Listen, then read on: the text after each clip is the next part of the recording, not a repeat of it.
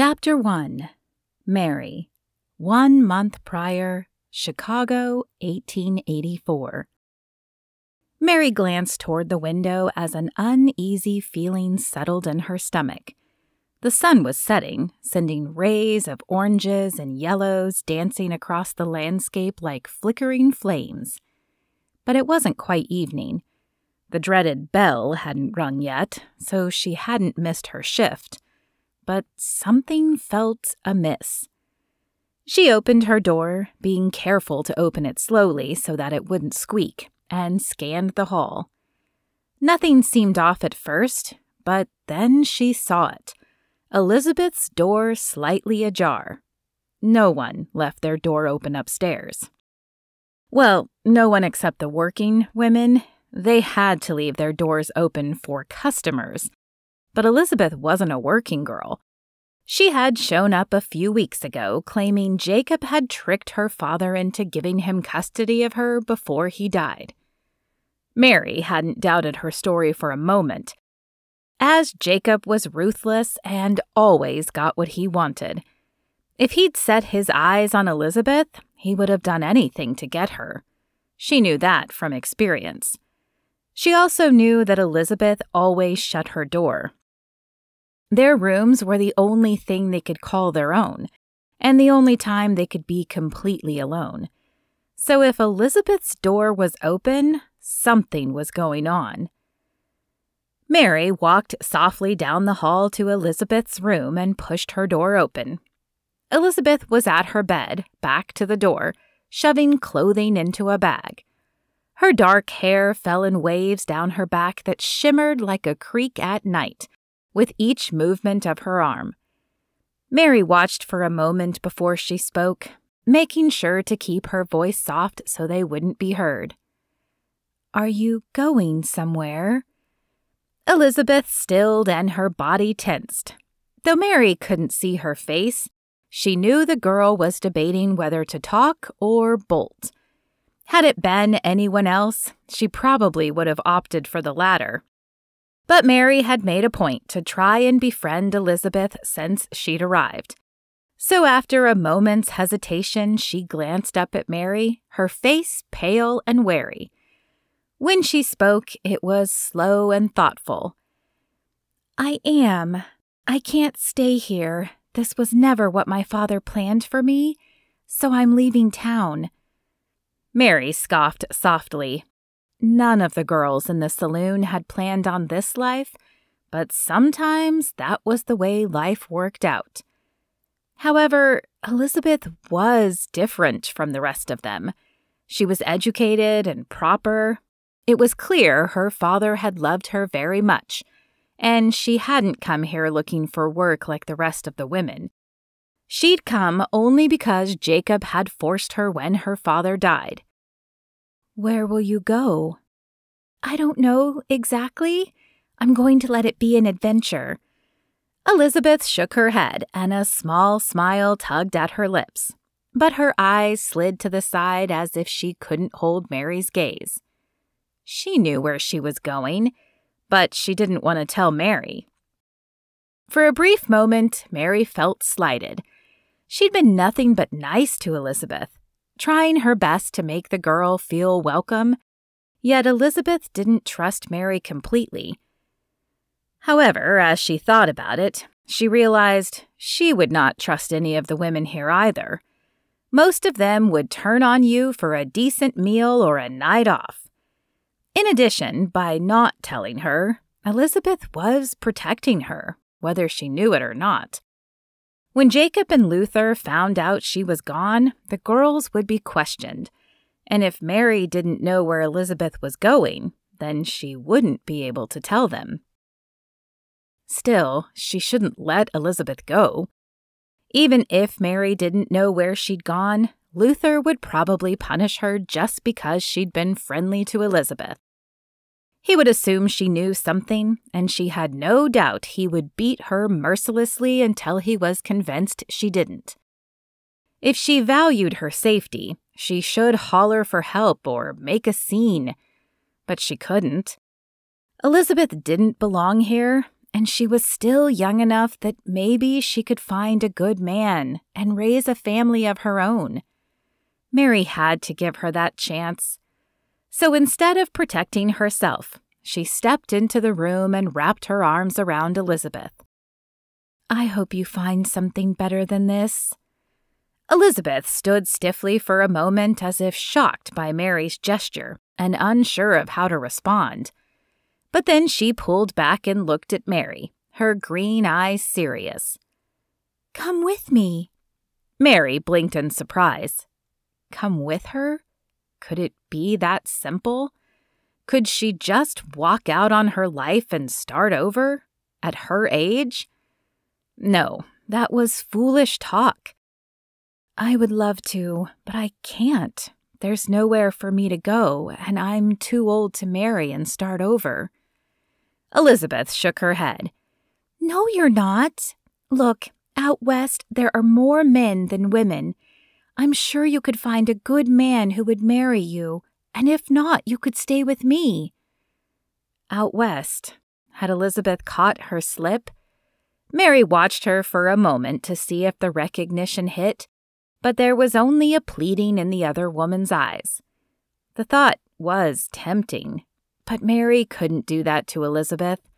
Elizabeth had a chance at a life, at happiness, and Mary would only slow her down. "No, my place is here. I don't know anything other than working for Jacob and Luther, but you go. Get out while you can." Elizabeth opened her mouth as if to argue more, but then she glanced toward the window. The sunlight was disappearing, the oranges and reds fading to dark shadows that stretched along the wall. Their shift would be starting soon. Elizabeth had to know that her chance was now or never. With a sigh, she pulled Mary close once more. "I'll pray for you, and if you do ever leave, maybe we can reunite one day." Mary knew that would never happen, but she would tuck the promise away like a secret and bring it out when she felt lonely and hopeless. "Maybe. Now you better get out of here. It's almost time for the evening shift to begin, and Luther will be looking for you. I'll tell him you're sick to buy you some time." It wouldn't buy her much. Luther was ruthless. He didn't care if the women were tired or sick. They were expected to work every shift. Once, a few years ago, a girl had been feeling poorly and asked to stay in her room so she could sleep and get better.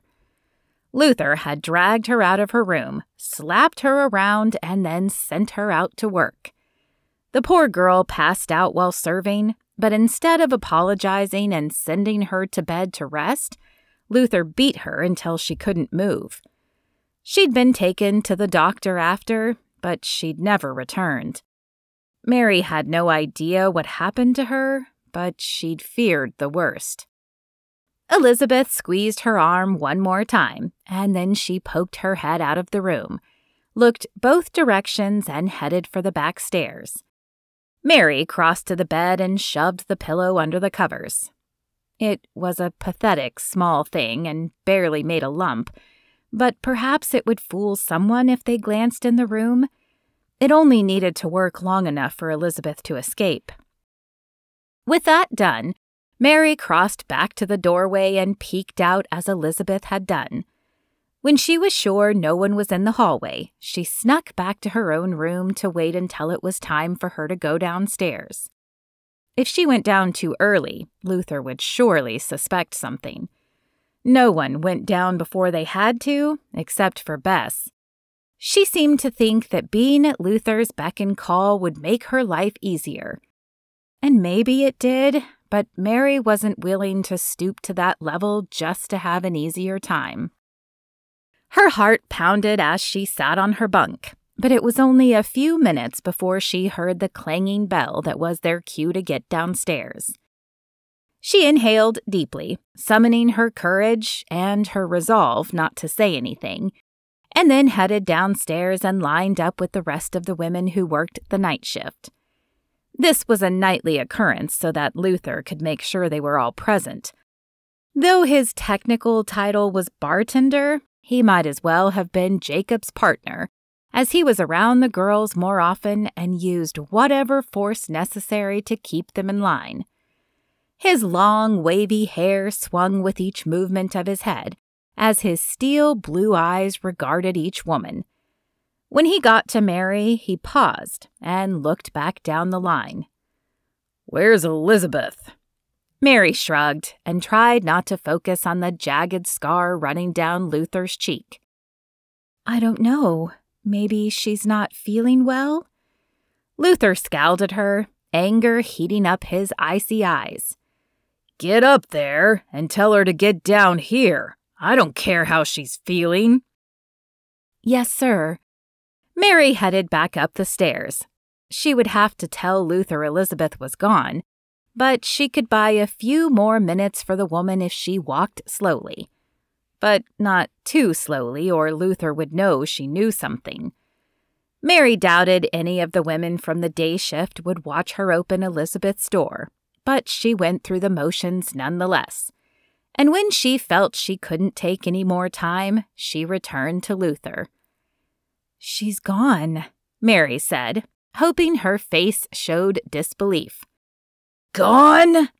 Luther's angry roar caused several patrons to turn toward them. But the saloon was often the scene of disagreements, and unless weapons were drawn, there was rarely cause for alarm. When no guns were brandished, the men returned to their beers and Luther leaned closer to hiss at Mary. "What do you mean she's gone?" His breath reeked of alcohol and decay. Mary dropped her eyes to the floor, trying to appear meek and hoping he wouldn't see the fear and knowledge in her eyes. "I checked her room, but all I saw was her pillow under her blanket." She chanced a glance up at him and then immediately dropped her eyes again. The fire that flamed in Luther's eyes was almost palpable, and Mary forced herself not to shrink back from it. "Who was the last person to see her?" "You're probably looking at her," Bess spoke up, her tone snide. "Mary adopted her like she was a lost puppy or something." She flashed Mary a condescending sneer. Mary lifted her eyes to glare at the woman. "Just because I treated her like a fellow human doesn't mean she confided in me. I only know that I saw her a few hours ago and she told me she wasn't feeling well. That's all I know." Luther's hand closed around her throat, and Mary gasped as his fingers pressed into her skin, cutting off her air.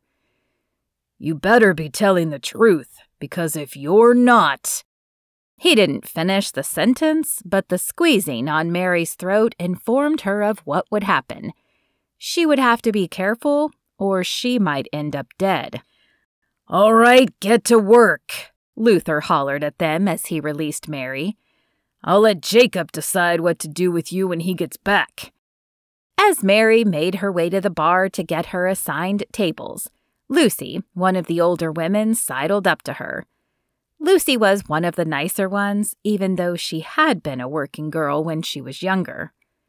"You better tell them if you know anything," she whispered, her eyes darting around to make sure no one was listening. "Remember what happened to Effie?" Effie had been the woman who never returned from the doctor's office, so Mary knew all too well what could happen when Luther or Jacob felt wronged. "I don't know anything," she said, trying to convince herself as well as Lucy. Lucy held her gaze, and it was clear she didn't believe Mary, but finally she just shook her head. "If you say so," she said before walking away. Mary tried to focus on her work, but every time the door opened, she found herself holding her breath and looking at the entrance to see if it was Jacob. Her luck held for about 3 hours, but then Jacob walked through the door. Mary watched out of the corner of her eye as Luther pulled him aside and whispered something to him. Jacob's face turned red, and he hissed something back at Luther. Mary couldn't hear the words, but she knew exactly what they were. He wanted answers, and that meant a one-on-one interview with each girl. She'd expected to be the first one hauled in, but perhaps he'd thought the agony of waiting would make her more likely to talk.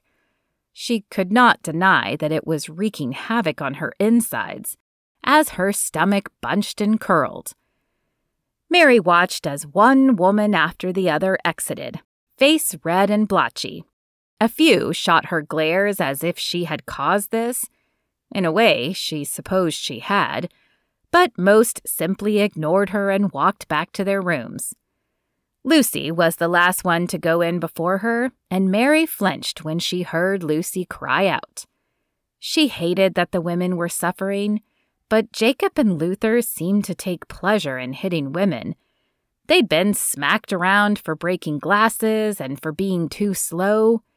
If it hadn't been for this, it would have been for something else. Maybe not tonight, but eventually.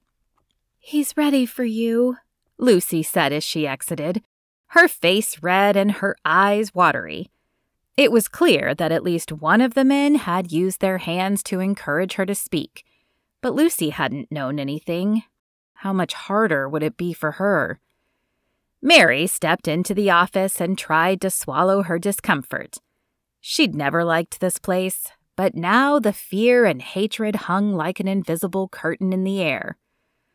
"Ah, Miss Lockwood, so good of you to come forward." As if she'd had a choice. "Please sit."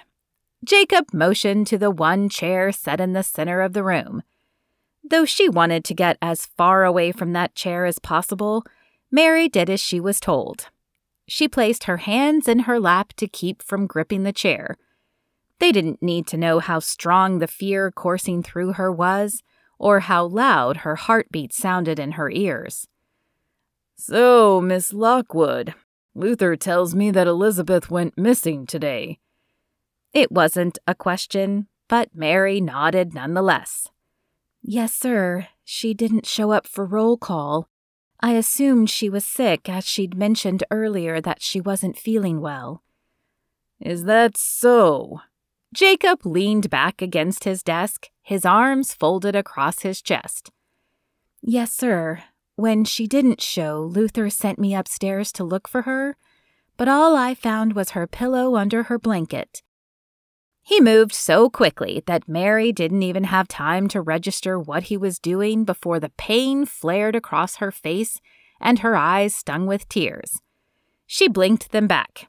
She refused to cry in front of Jacob or Luther. "Where is she?" he bellowed, the smell of alcohol thick on his breath. "I don't know." Mary lifted her chin and met his gaze, hoping she looked fearless, though she felt anything but. "You were the closest one to her," Jacob seethed, slapping her so hard this time that she saw stars. "She had to have told you something." "Nothing," Mary protested, swallowing the lump threatening to form in her throat. "Like I told Luther, she told me she wasn't feeling well, and that was the last time I spoke to her, before Luther sent me up to check on her at the start of shift. She was gone. I don't know where she went." It was mostly true, at least. Mary only knew that she was going west. She thanked her lucky stars that Elizabeth hadn't told her more. Jacob's meaty fingers dug into her chin as he gripped her face tightly and leaned closer to her. "I don't believe you. I don't think you understand how important this is to me, and how much I hate liars. But you will." Fear sprouted in the depths of Mary's stomach. Not so much from his words, but from his face. An insanity burned in his eyes, and for the first time, Mary feared for her safety. Before she could say anything, Jacob's fist slammed into her eye. Pain exploded in her face, and she could not contain the whimper that escaped her lips. Jacob's mouth carved into a smile, and he punched her again, this time on her cheekbone. There was no crack of broken bones, but the pain radiated down into her jaw. Then his fist connected with the other side of her face, and the tears began to flow freely. Mary had never felt such pain. Her face was on fire, like someone had placed burning coals on her skin. "Tell me where she is," Jacob thundered, as he continued to rain punches down on her. Another few landed on her face, one hitting her mouth and sending the copper taste of blood through her mouth. Her lip must have split because it felt like all her teeth were in place. Then a punch landed in her side and she struggled to get a breath. Her chest tightened as the blows landed, constricting her airways and attaching a pain she'd never experienced to each breath. The room began to tilt and darken. Suddenly, she could take it no longer. "West," she sobbed, trying to escape Jacob's next blow. "All I know is she said she was going west." Remorse at betraying her friend filled her, but she'd held out as long as she could. The last thing Mary saw was the evil gleam in Jacob's eyes before his fist landed squarely on her nose, and the world went black. Chapter 2. Mary. Now, Chicago, 1884. Mary stared at her reflection in the cloudy mirror and blinked back tears. She had never been a pretty woman, but she was hideous now. It had been weeks since her beating, but the bruises were still there. They had faded from the vivid purple of the first few days to an ugly brownish green, but they were still visible. At least her body had stopped aching. In an unusual fit of compassion, Luther had given her a few days off to rest. But it hadn't been enough to completely heal, and the next few shifts had been painful and slow. However, she was finally able to breathe deeply again, and her sides no longer screamed in agony when she moved. She inhaled, trying to find the courage to make it through another shift. It had been hard to enjoy work before, but now she dreaded it. Jacob was gone, which was a welcome reprieve. Evidently he'd gone looking for Elizabeth. Mary hoped every day that he wouldn't return, but she knew that wish was probably futile. Jacob had money and power, and Mary knew he'd come back sooner or later, either with Elizabeth, which would deepen the guilt Mary already felt, or without her, which would probably mean more beatings for her. Neither prospect held much appeal. The bell rang and she trudged down the stairs feeling very much like she imagined a criminal would on his walk to jail. When she reached the bar, Mary glanced around as she had every day since Jacob left, hoping she would see neither him nor Elizabeth. And she was rewarded with a feeling of relief when they did not come into view. After Luther made sure all the girls were present and presentable, he sent them on their way, and Mary pasted on a smile as she began her work. She'd just delivered a round of beers to a rowdy table of men when her eyes landed on a dark-haired woman who looked out of place in her proper dress, and her heart stilled. It couldn't be.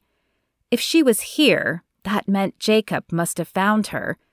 But she did not see Jacob near Elizabeth, nor did Elizabeth appear bruised. But if Jacob hadn't found her, then what was she doing here? Mary hurried toward the woman, glancing at the bar to make sure Luther wasn't watching. "Elizabeth? Is that you?" Perhaps it wasn't Elizabeth at all, and her eyes were simply playing tricks on her. But when the woman turned her direction, her face lit up in recognition and her lips pulled into a wide smile. "Mary, you're still here." When Mary reached her, Elizabeth's smile faltered. "Oh, Mary." She probably hated Mary for telling Jacob.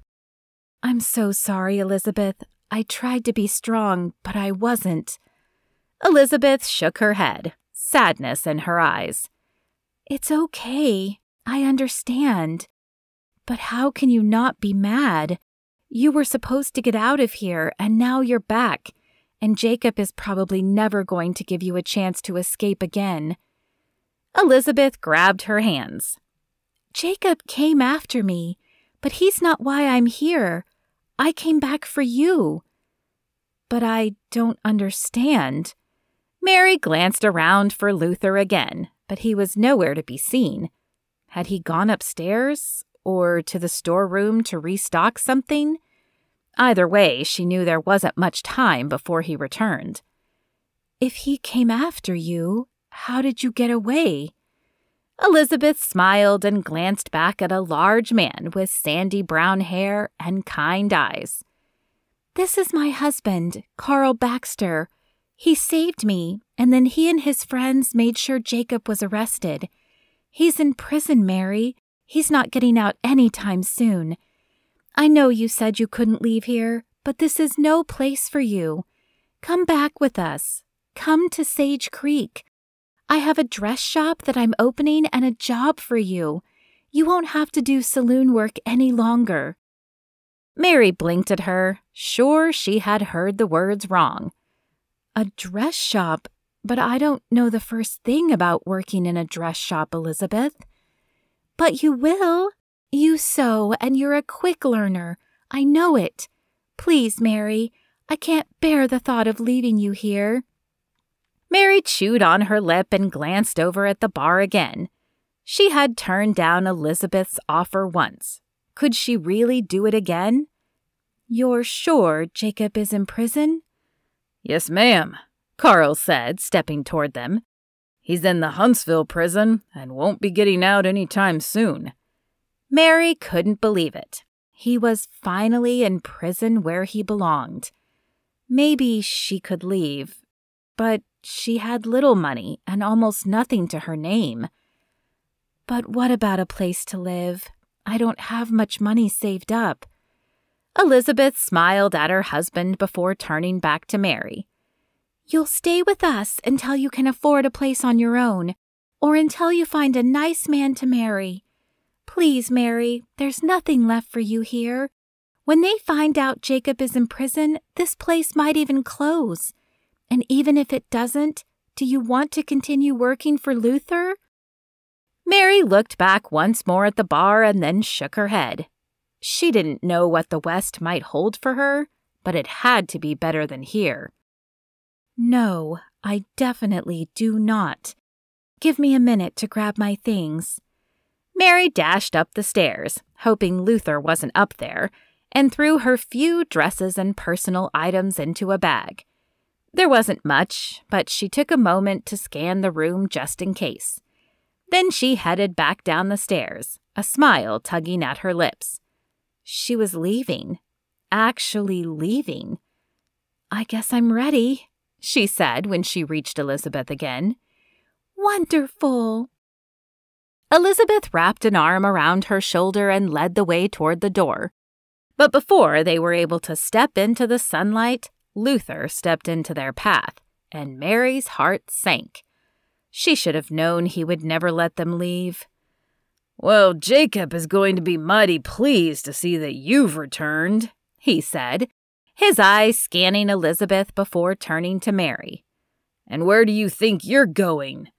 Carl stepped in front of the women, an imposing force. Jacob is in prison, and these women are going with me. So unless you'd like to join your former boss, I suggest you step aside. Mary held her breath as she waited to see what Luther would do. He was ruthless, but evidently something in Carl's eyes warned the man he was telling the truth. After a moment, Luther snorted in disgust and stepped aside. Good riddance, then. You were getting too old to be useful anyway. Mary's shoulders sagged. He was right. What was she thinking leaving this place? Yes, it was awful, but at least it was familiar. Out west, nothing would be familiar, and she couldn't stay with Elizabeth forever. But she was too old and too worn out for a man to want her. Elizabeth leaned close and whispered, Don't listen to him. He's just salty that you're moving on to something better. Mary gave her a small smile. He's not wrong, though. I am getting too old to be useful. Elizabeth shook her head, her face earnest. "Not to me. You're going to be more help for me than you know." Mary hoped that was the truth. She was giving up everything she knew to take a chance with Elizabeth. Chapter 3. Mary, Sage Creek, Texas, 1884. The sun dipped low on the horizon, casting a warm amber glow over the landscape as the weary stagecoach rumbled into the heart of Sage Creek, Texas. Dust billowed around the wooden wheels, settling like a fine powder on Mary Lockwood's tattered dress. Not that it mattered. Her clothes were old and worn, much like herself. Elizabeth laid a delicate hand on her arm. "We're almost there. Are you nervous?" Her friend's warm gaze held the promises of a brighter future, but Mary wouldn't let herself believe it fully. It was all too good to be true. And in her experience, things that seemed too good, too easy, often came with a catch. Nervous doesn't quite capture it. Though Mary was trying to keep her hopes from rising too quickly, she could not deny the flutter of anxious anticipation dancing in her chest. She still couldn't believe she'd taken Elizabeth up on this offer. Chicago was all she had ever known, and she wasn't sure how she would fit into this new life. Plus, living with Elizabeth and her new husband might be awkward, but it was better than the alternative. Almost anything would be better than working at the saloon. The stagecoach rolled past a weathered wooden sign that read Sage Creek, and Mary took a deep breath, her heart pounding with excitement and trepidation. She hoped Elizabeth was right, that this small frontier town held the promise of a new beginning, a fresh start from her painful past. When the stagecoach stopped at the small station, Carl climbed out first. Mary could see why Elizabeth liked him. He was large and imposing, but had a gentle spirit. The kind of man who would offer protection, but never harm. Something Mary wished she had found at some point in her life. Carl held out his hand to his wife first and helped her down. Then he turned back and held his hand out to Mary. She clutched her small bag to her chest with one hand and took his hand with the other. This bag held only the little money she had, a brush, and a mirror, so that she could freshen up when the opportunity presented itself. She had one other bag on the back of the coach that contained her few clothing items, but that was all she had to her name. Elizabeth had promised her a job, but what if it fell through? What if there was no man interested in her as Elizabeth claimed? She couldn't live with her friend forever. A feeling of nausea tugged at her. This had been a mistake. At least in Chicago, she could take care of herself. She'd had a job and a place to stay. Yes, she'd hated her job, and she'd feared her employers. But here she was entirely dependent upon someone else. "Welcome to Sage Creek, Mary."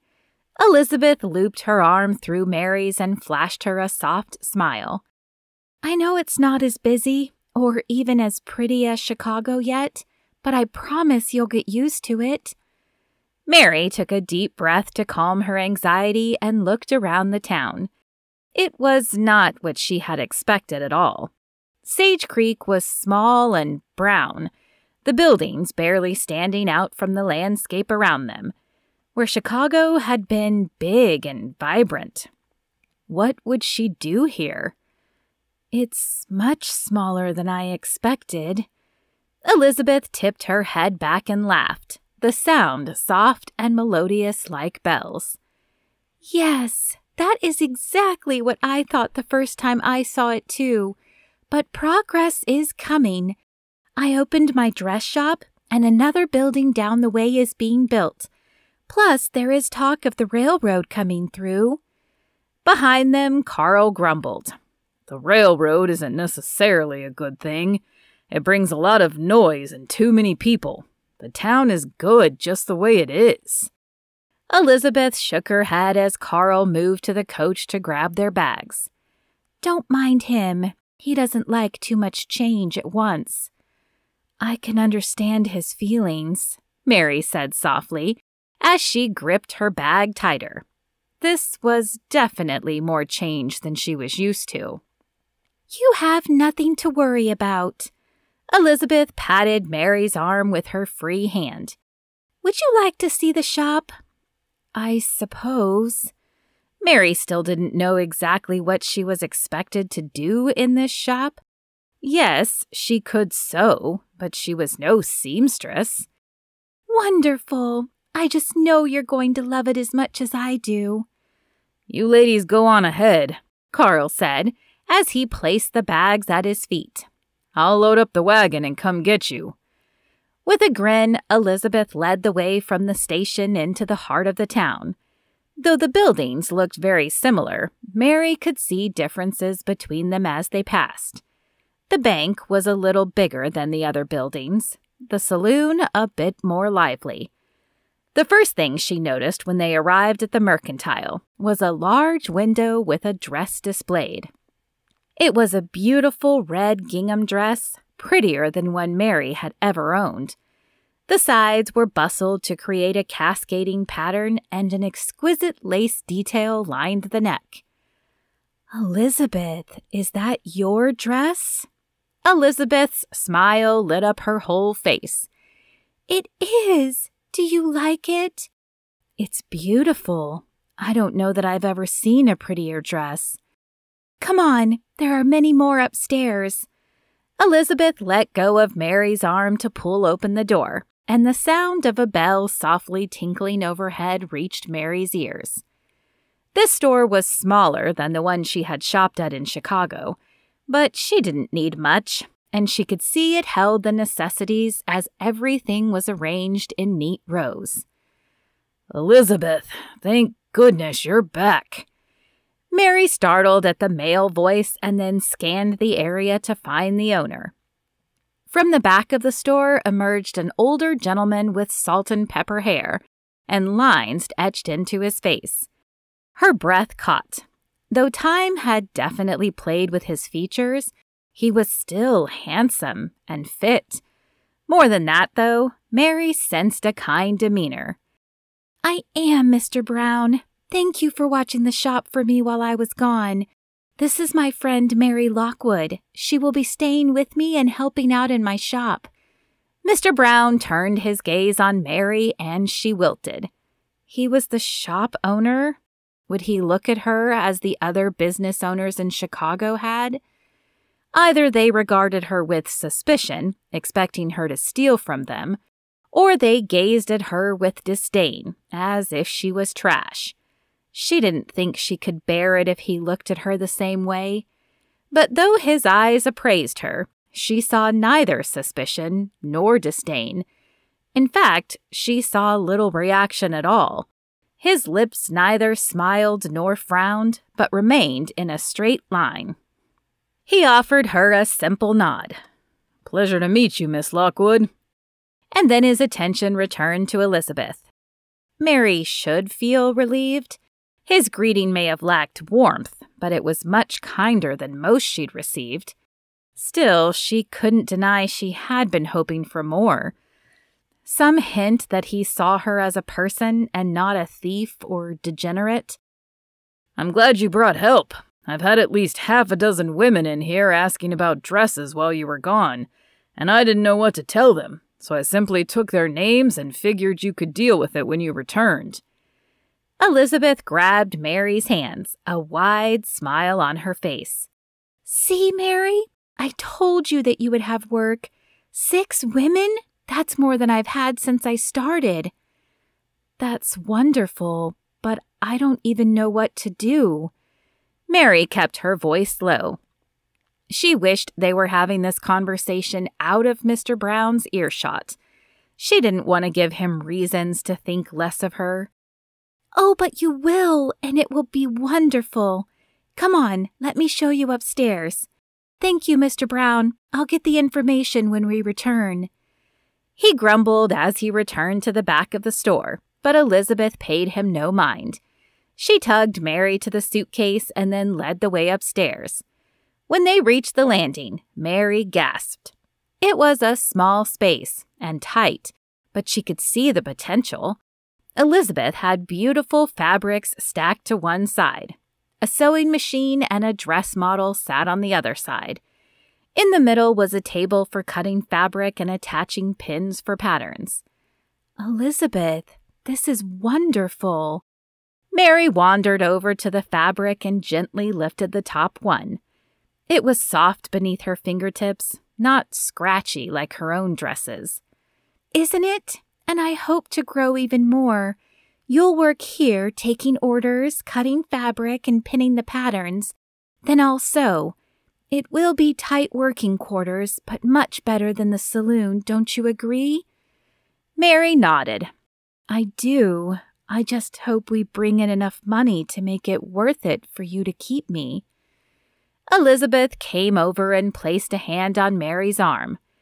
Don't you worry about that. God told me that I was to bring you here, and I know that He will figure out the rest. Now, how about we get the names of the women and return to the homestead to get you settled in and cleaned up? I know you must be feeling as grimy as I do. Carl might not like the idea of a railroad coming in, but I would love it if we could travel from town without a long, dusty coach ride. Mary agreed and followed Elizabeth back downstairs. They stopped long enough to gather the names from Mr. Brown, and then they exited the mercantile. True to his word, Carl waited out front for them, the bags already in the wagon. Did you get everything you needed? He asked as he helped Elizabeth up.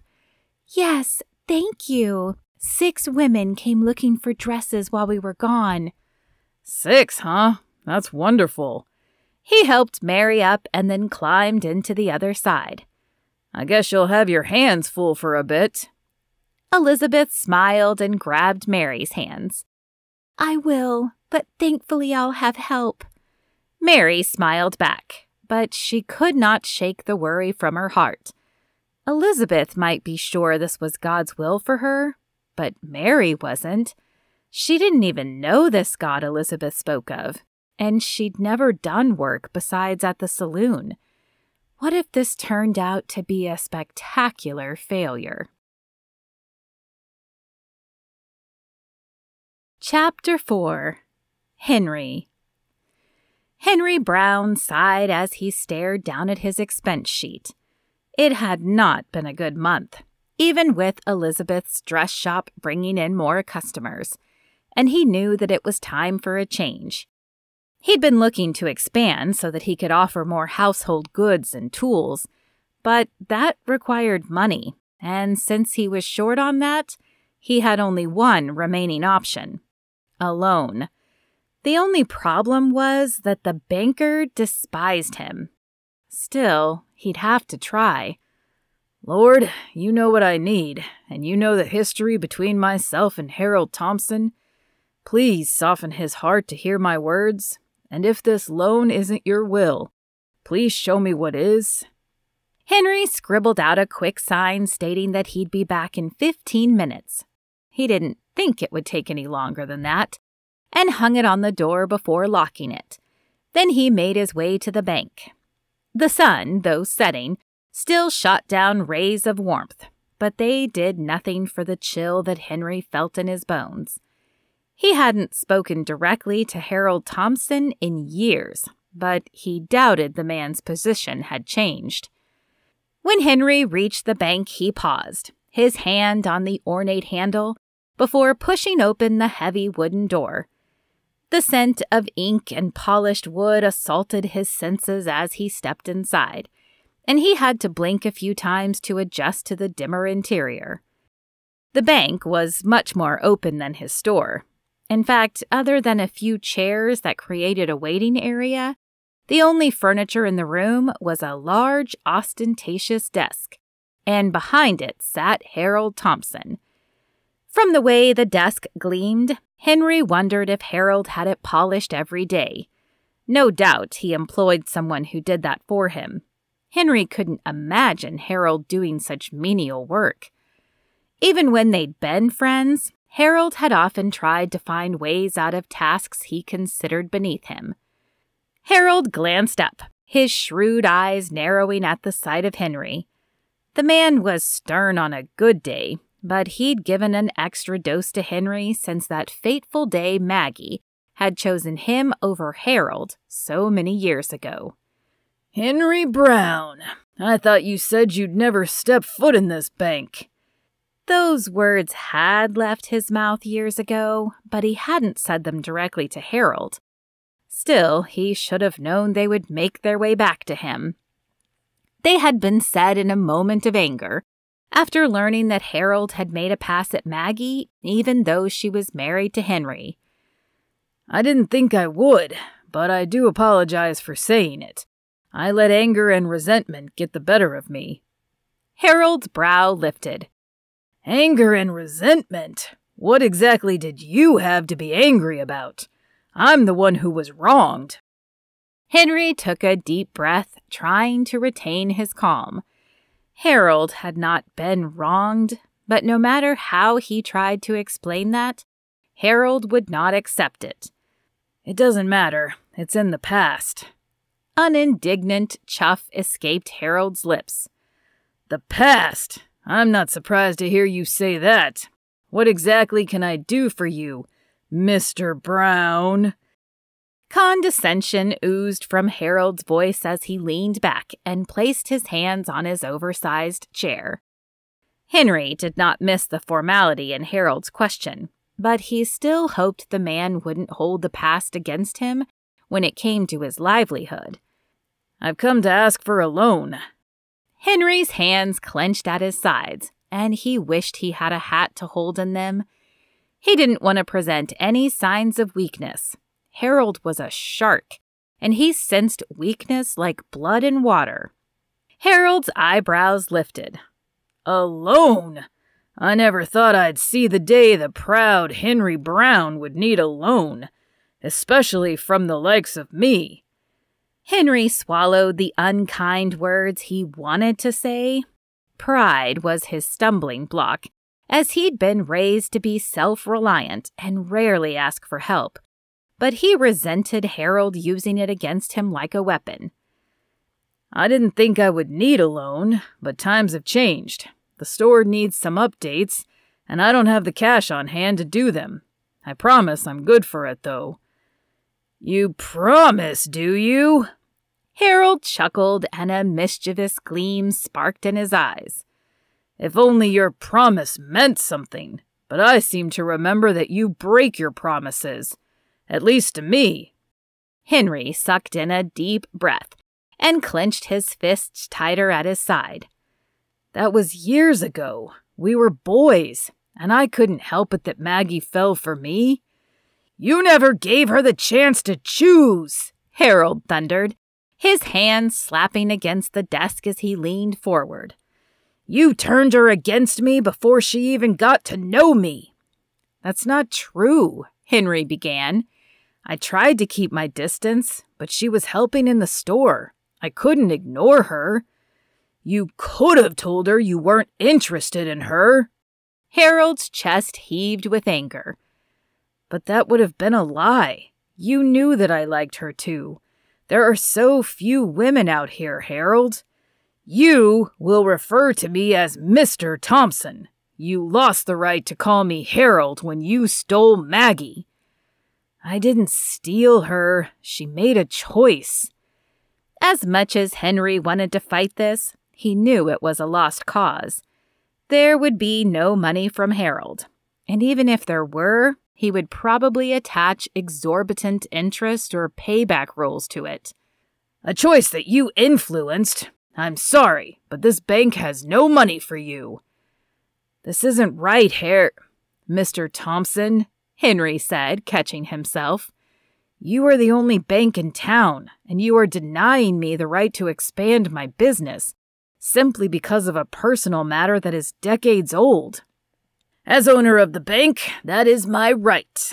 He sat back in his seat and folded his arms across his massive chest. I guess you'll have to find another town." "It didn't have to be like this," Henry said softly. But he knew he would get no in-kind reply from Harold. While he had turned to and leaned into his faith, Harold's had been weakened by the dismissal of Maggie. And though he had eventually married, Henry didn't believe it had been for love. He could take the issue up with the town council, but he didn't think it would do much good either. Many of the men on the council were close friends with Harold, and few of them were scrupulous. He would just have to trust that God would provide another way. Chapter 5. Mary. "I can't take this from you," Mary said, as she handed the dress back to Elizabeth.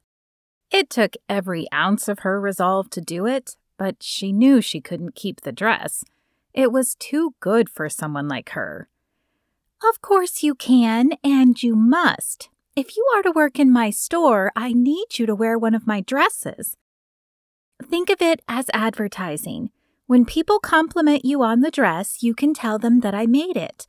It's much nicer to see the dress on a person than on the model." Elizabeth pushed the dress back to Mary. "Yes, but if I wear it, then you can't sell it. It's too much money for you to lose." Elizabeth shook her head. "It wasn't that much money to make. This fabric looks and feels expensive, but it really wasn't. And I had always planned to give this to you. I have been saving it expressly for you." Mary took the dress and held it up to her as she looked in the mirror. It was a simple blue dress with long sleeves, but a beautiful lace pattern adorned the neckline and the bodice of the dress. A matching apron completed the outfit, and the color of the fabric brought out her eyes. She had never owned anything so nice, and though she wanted to take it, she felt badly that she had nothing to give in return. "I will find a way to repay you for this." Elizabeth shook her head. "No, this is a gift, a welcome present. The best way to repay me is to embrace this new life. Turn completely from your past and start fresh. Become the woman God intended you to be." With a sigh, Mary folded the dress and sat down on the bed. "I don't even know your God. How do I know the woman I am intended to be?" Elizabeth sat next to her and took her hand. "I'll help you. We can read the Bible together and go to church. I'll introduce you to my friends, and they will help as well. No one here knows of your past except Carl, and he has promised not to say anything. We'll tell everyone you are a friend I met in Chicago who came to live with me." "But it's not the whole truth," Mary said softly, as she removed her hand from Elizabeth's grasp. "If I am really to change, shouldn't I not be ashamed of my past?" Elizabeth shook her head, a look of sad resignation in her eyes. "I am not asking you to keep the information to yourself to shame you. I am asking you to keep it to protect you. Though there are many good people in this town, there are also some who distrust newcomers. I was blamed for mischief I didn't do when I first arrived simply because I was new. And unfortunately, there are people here who do not understand what we have gone through. They would be caught up on who you were and not who you are. But if they get to know you first, then the past will not matter so much." Mary inhaled deeply and considered the offer. "I will do as you ask. I will attend church and meet your friends and keep my past a secret until you believe it is safe. But I cannot read the Bible with you." "But why not?" Elizabeth's face was a portrait of confusion. "If I tell you, do you promise not to share what I say, even with Carl?" Mary knew she shouldn't be so ashamed. There were lots of women in her shoes, but it had haunted her for years. Elizabeth pressed her lips together and tilted her head, her gaze studying Mary closely. "I will not keep a secret from Carl if there is a chance it will lead to danger. But if the secret is benign, then yes, I promise. It's not dangerous, it's—" Mary chewed on her lip. Did she dare tell the secret she had kept to herself for years? Would it change Elizabeth's opinion of her? No, Elizabeth was too kind for that. If her secret was safe with anyone, it was Elizabeth. "It's that I cannot read." Elizabeth's eyes crinkled with sympathy, and she grabbed Mary's hand again. "Then I shall teach you, and I shall read to you each night until you can read yourself." "You will not have time for such things," Mary said with a shake of her head. "Nonsense! Of course I will. You will be able to help me with the meals and the cleaning, which will give me more free time in the evenings and during the day, and I will use that free time to help you." Mary could not believe her ears. Elizabeth had rescued her from Chicago, was providing her a place to live and a job, had given her a dress, and was going to teach her to read? Tears filled her eyes, and before she could stop them, one escaped the corner of her eye. She reached up to wipe it away, but she was not quick enough. "Oh, my dear Mary, why are you crying? This is happy news, is it not?" "That is exactly why I am crying. I cannot believe how kind you are to me. No one has ever been this kind to me, not even my own mother." With those words, the tears spilled over and coursed down her cheeks like droplets of rain on a window. She had never talked about her upbringing, not even to Elizabeth. No one knew that her mother used to beat her and tell her she was worthless.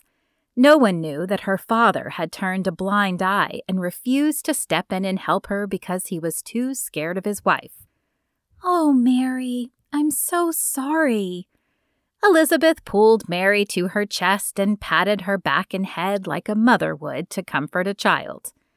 Well, Mary assumed that most mothers did that, even though hers had not. "Everyone deserves kindness, and while I am saddened that your mother did not give you the kindness she should have, I am delighted and blessed that I am able to.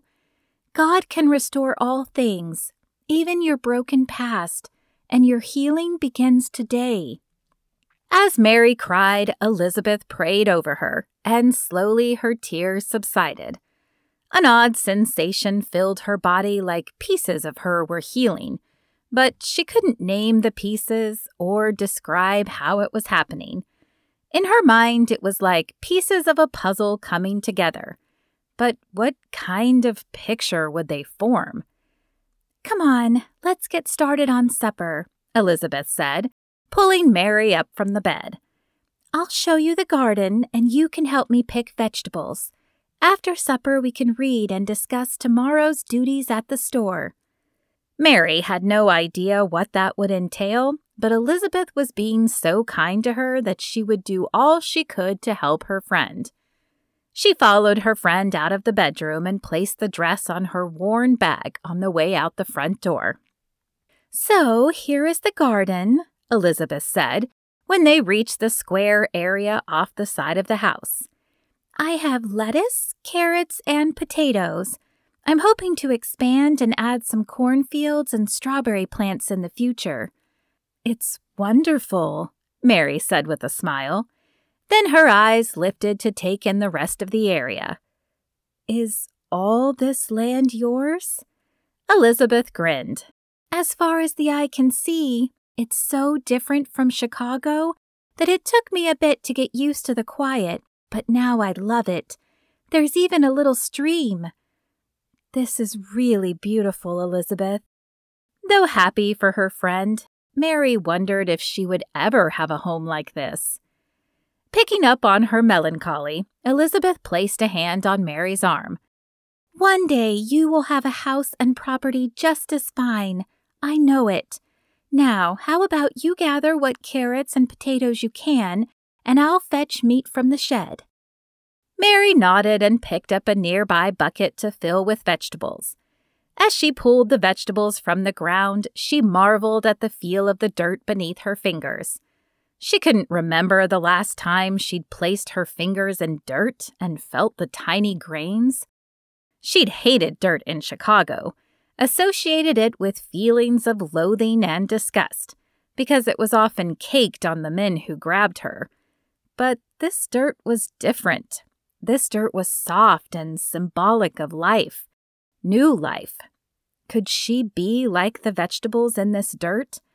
With different dirt, could she have a fresh start? Elizabeth returned with a slab of meat as Mary put the final carrot in the bucket. "That's a wonderful haul, Mary. We shall have a filling stew tonight." With a smile, Mary followed Elizabeth back inside, and they laid out the food to begin the dinner prep. "How did you come to meet Carl?" Mary asked, as Elizabeth handed her a knife to chop the vegetables. She had never heard the story and had been curious, but hadn't thought it right to ask in front of Carl. "Did you meet him once you got here, or did you know of him before you left?" "Oh, no," Elizabeth chuckled as she gathered seasonings for the meat. "It was through a mail-order bride ad." Mary blinked in surprise. "Really? Weren't you afraid to marry a man you'd never met?" "I was, but I figured he'd have to be better than working for Jacob and Luther. Not only was he better, but Carl has been so good to me. He slept on the couch until I was comfortable, and he encouraged me to open the dress shop." Mary swallowed the bubble of jealousy that burgeoned in her throat. Why did Elizabeth get to have such a charmed life when hers had been so miserable? "That's wonderful, Elizabeth. I'm not sure most men would do that." "No, most probably wouldn't. God definitely sent the perfect man for me, and I have no doubt that he can do the same for you." Mary thought of her gray hair and the lines that covered her face. She'd never been beautiful, but she'd lost what looks she'd had many years ago. "I fear I am too old for a man to want me. Besides, I've spent most of my life in that saloon. Who would look beyond that?"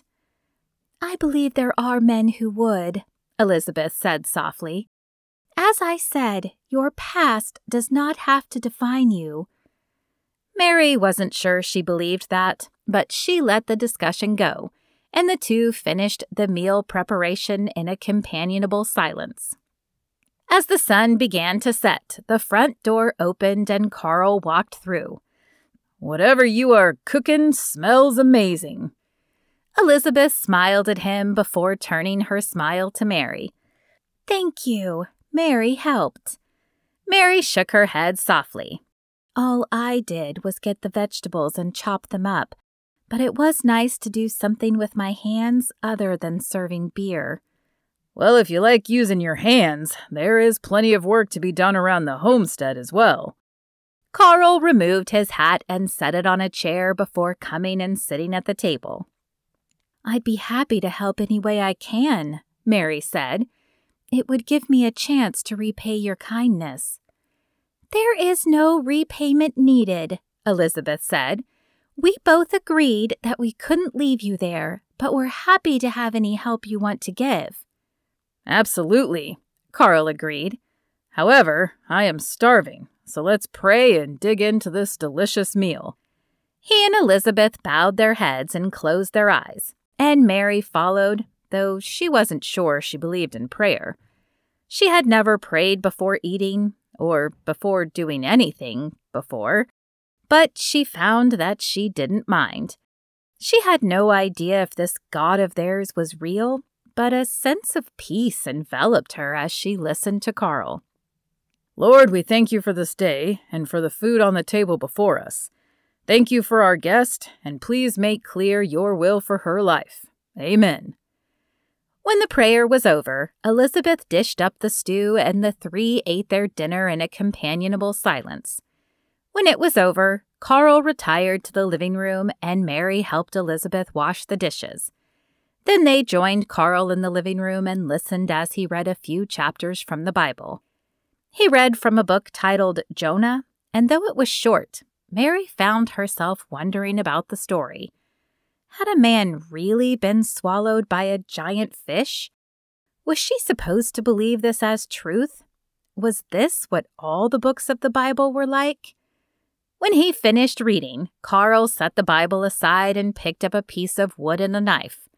He began to whittle, while Elizabeth darned some socks and Mary mended a hole in one of her dresses. It wasn't until time to turn in for the night that Mary realized the error of Elizabeth's goodwill. She had offered the couch for as long as Mary needed it, but with no private room. Mary couldn't undress in the living room. It wouldn't be right. And what if Carl needed to enter the living room in the middle of the night? He'd see Mary in her bedclothes. Mary whispered these concerns to Elizabeth when Carl stood and entered the bedroom. Elizabeth's eyes widened, and her hand flew to her mouth. "Oh dear, you're right. I hadn't thought that through." Her eyes scanned the room and then lit up. "I have an idea. It's not a perfect solution, but it will work for tonight, or a few days if necessary." Mary had no idea what Elizabeth was talking about, so she watched as Elizabeth searched the house for something. When she held up a piece of rope, Mary understood. She helped Elizabeth tie the rope to 2 hooks in the walls, and then they pushed the couch to the other side of the rope. Elizabeth then hurried into the bedroom and returned a moment later with some sheets. They threw the sheets over the rope, creating a cordoned-off space. It was small and not as private as Mary would have liked, but at least it would be more appropriate. Still, it was not a permanent solution, and she knew she would have to find a way to get her own place as soon as she could. Chapter 6. Mary. Mary woke at the sound of boots crossing the floor, and she grasped her blanket tighter. Had one of the men entered her room by mistake? Her heart pounded in her ears, but she kept her eyes tightly closed. Perhaps if she appeared asleep, they would move to another room. The boots moved across the floor, but instead of coming closer to her, Mary heard the sound of a door open and close. She breathed a sigh of relief and opened her eyes, but the room wasn't her own. Then she remembered that she wasn't in the saloon, but in Elizabeth's living room, and Carl had probably just left the cabin. Though she knew he hadn't seen her, she still didn't feel comfortable with this solution. She pushed back the covers and dressed quickly. Then she pulled back the sheet and let it fall closed behind her. Elizabeth wasn't in the kitchen yet, and Mary wasn't sure if she should start breakfast without her. Thankfully, she didn't have to wait long as the bedroom door opened and Elizabeth stepped out. "Oh, you're already awake. Did you sleep all right?" "I slept as well as I could, but I don't think I can stay here long, Elizabeth. It doesn't feel proper, and you and Carl need your space."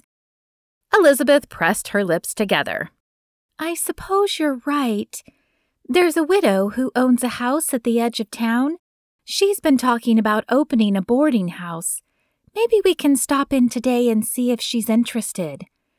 Tears filled Mary's eyes. "Thank you, Elizabeth. I really am so grateful for all you've done for me." "You're welcome. Now how about some breakfast and then your first reading lesson?" "You really think you can teach me to read?" Mary asked, as she followed Elizabeth into the kitchen. Elizabeth flashed her a confident smile. "I'm certainly going to try."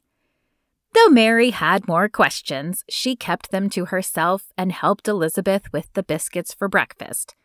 When Carl returned, they took their seats around the table, and Carl prayed once more before they began eating.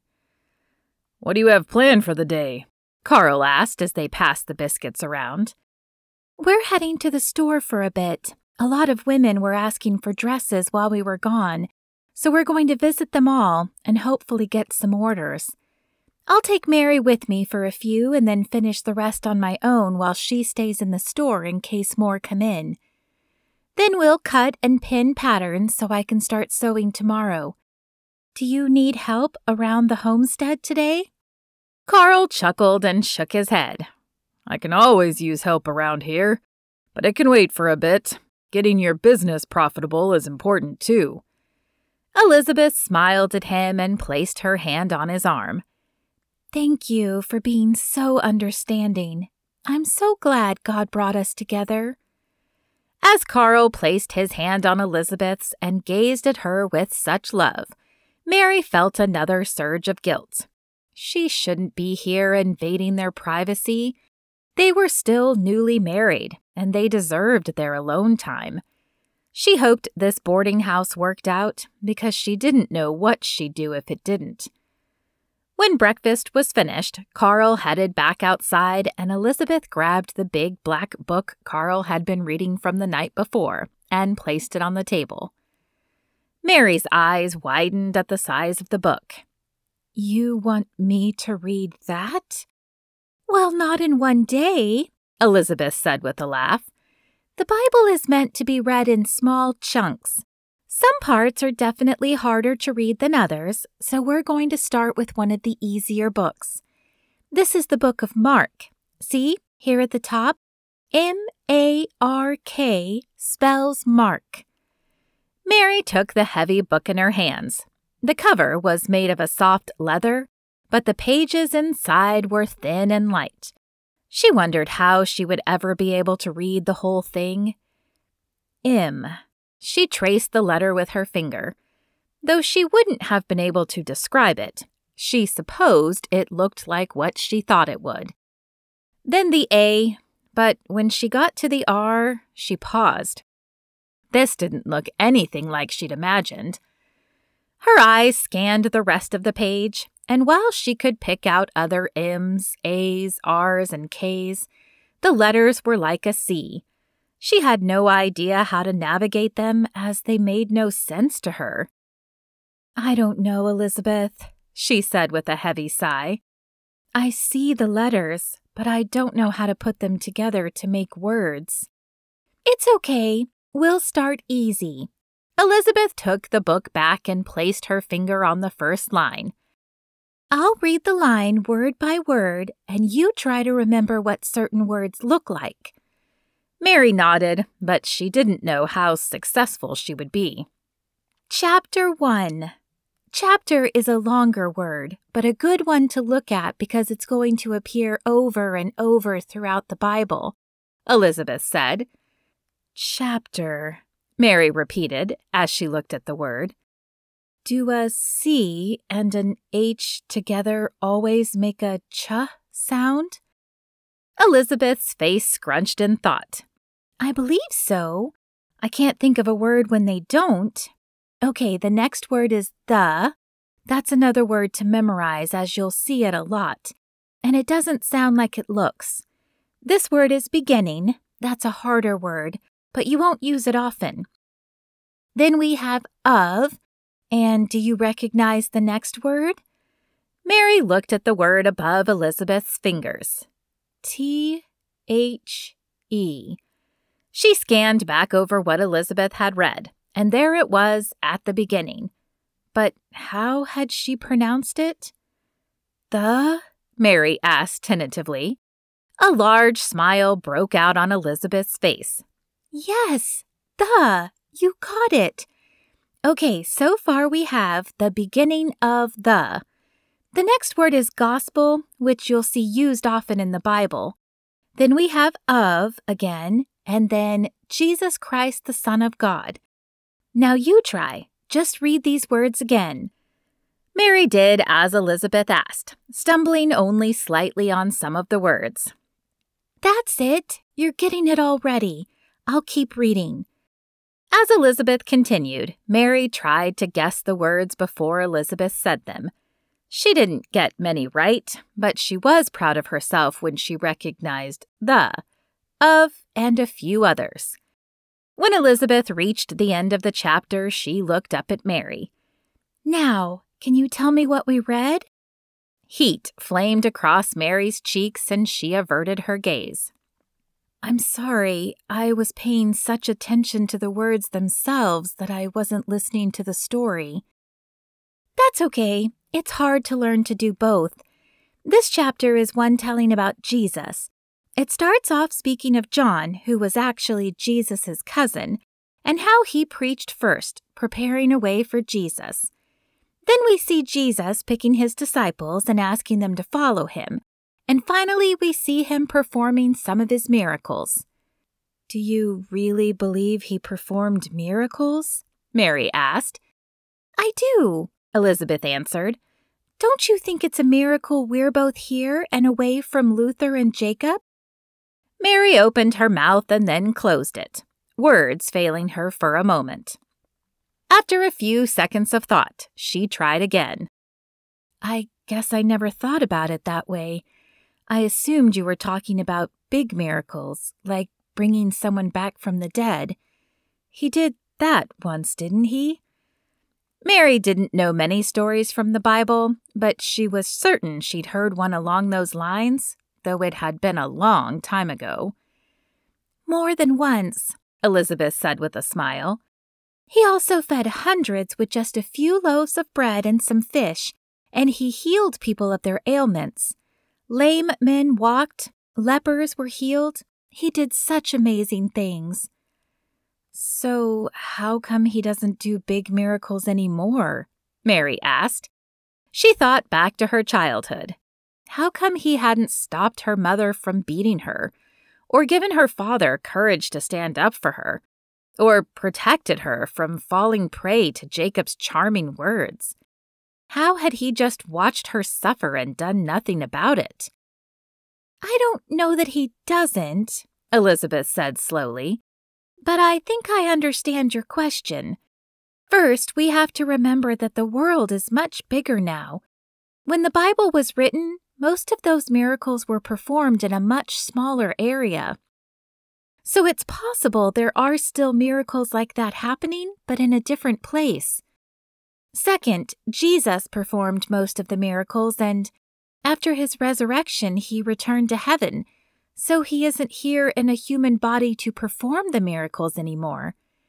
But he will return one day, and I'm sure our pastor could do a much better job answering questions than I can." Mary shook her head. She didn't know the pastor, but she didn't think she'd have the courage to ask a man these questions. Nor was she sure it was proper. "If you want, I can ask Carl to ask him, and then he can tell us what the pastor says," Elizabeth said, as if reading Mary's mind.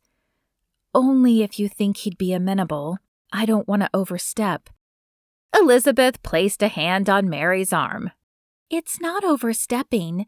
It's growing your faith, and I think he'd be happy to help you do that. For now, though, we better head into town.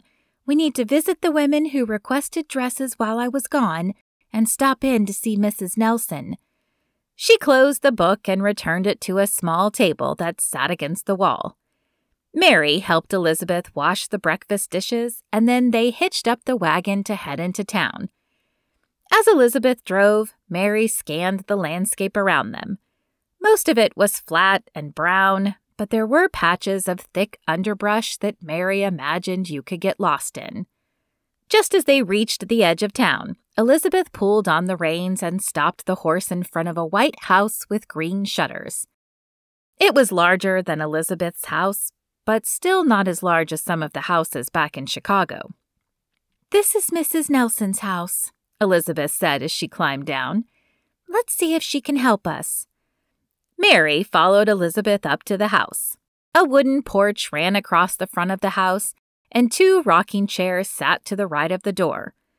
Elizabeth knocked at the bright green door and then stepped back. A moment later, the door opened, and a small woman with white hair looked up at them. "Can I help you?" she asked. "I hope so, Mrs. Nelson. My name is Elizabeth Baxter, and this is my friend Mary Lockwood.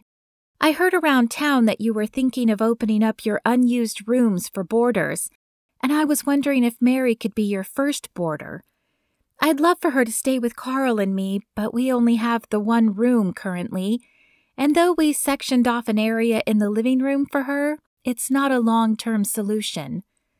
Mrs. Nelson appraised Mary like an item at a sale before stepping back and beckoning them into the house. "Come in and we'll chat to see if you're a fit." Mary followed the woman inside with Elizabeth right behind her. Mrs. Nelson led them to a small parlor and motioned for them to sit on the couch. Then she eased herself down into the closest chair. "So, Miss Lockwood, tell me where you're from and how long you expect to need a place to stay." Mary glanced at Elizabeth, unsure of how much to share, but Elizabeth just nodded as if telling her to go ahead.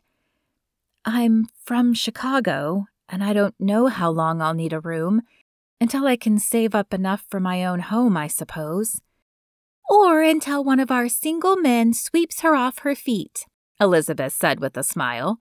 "Mary will be helping me in my dress shop, so she'll get paid, but I'm not sure when, as we're still getting started. I can help around the house, though," Mary said quickly. "I'm happy to cook, clean, or run errands for you."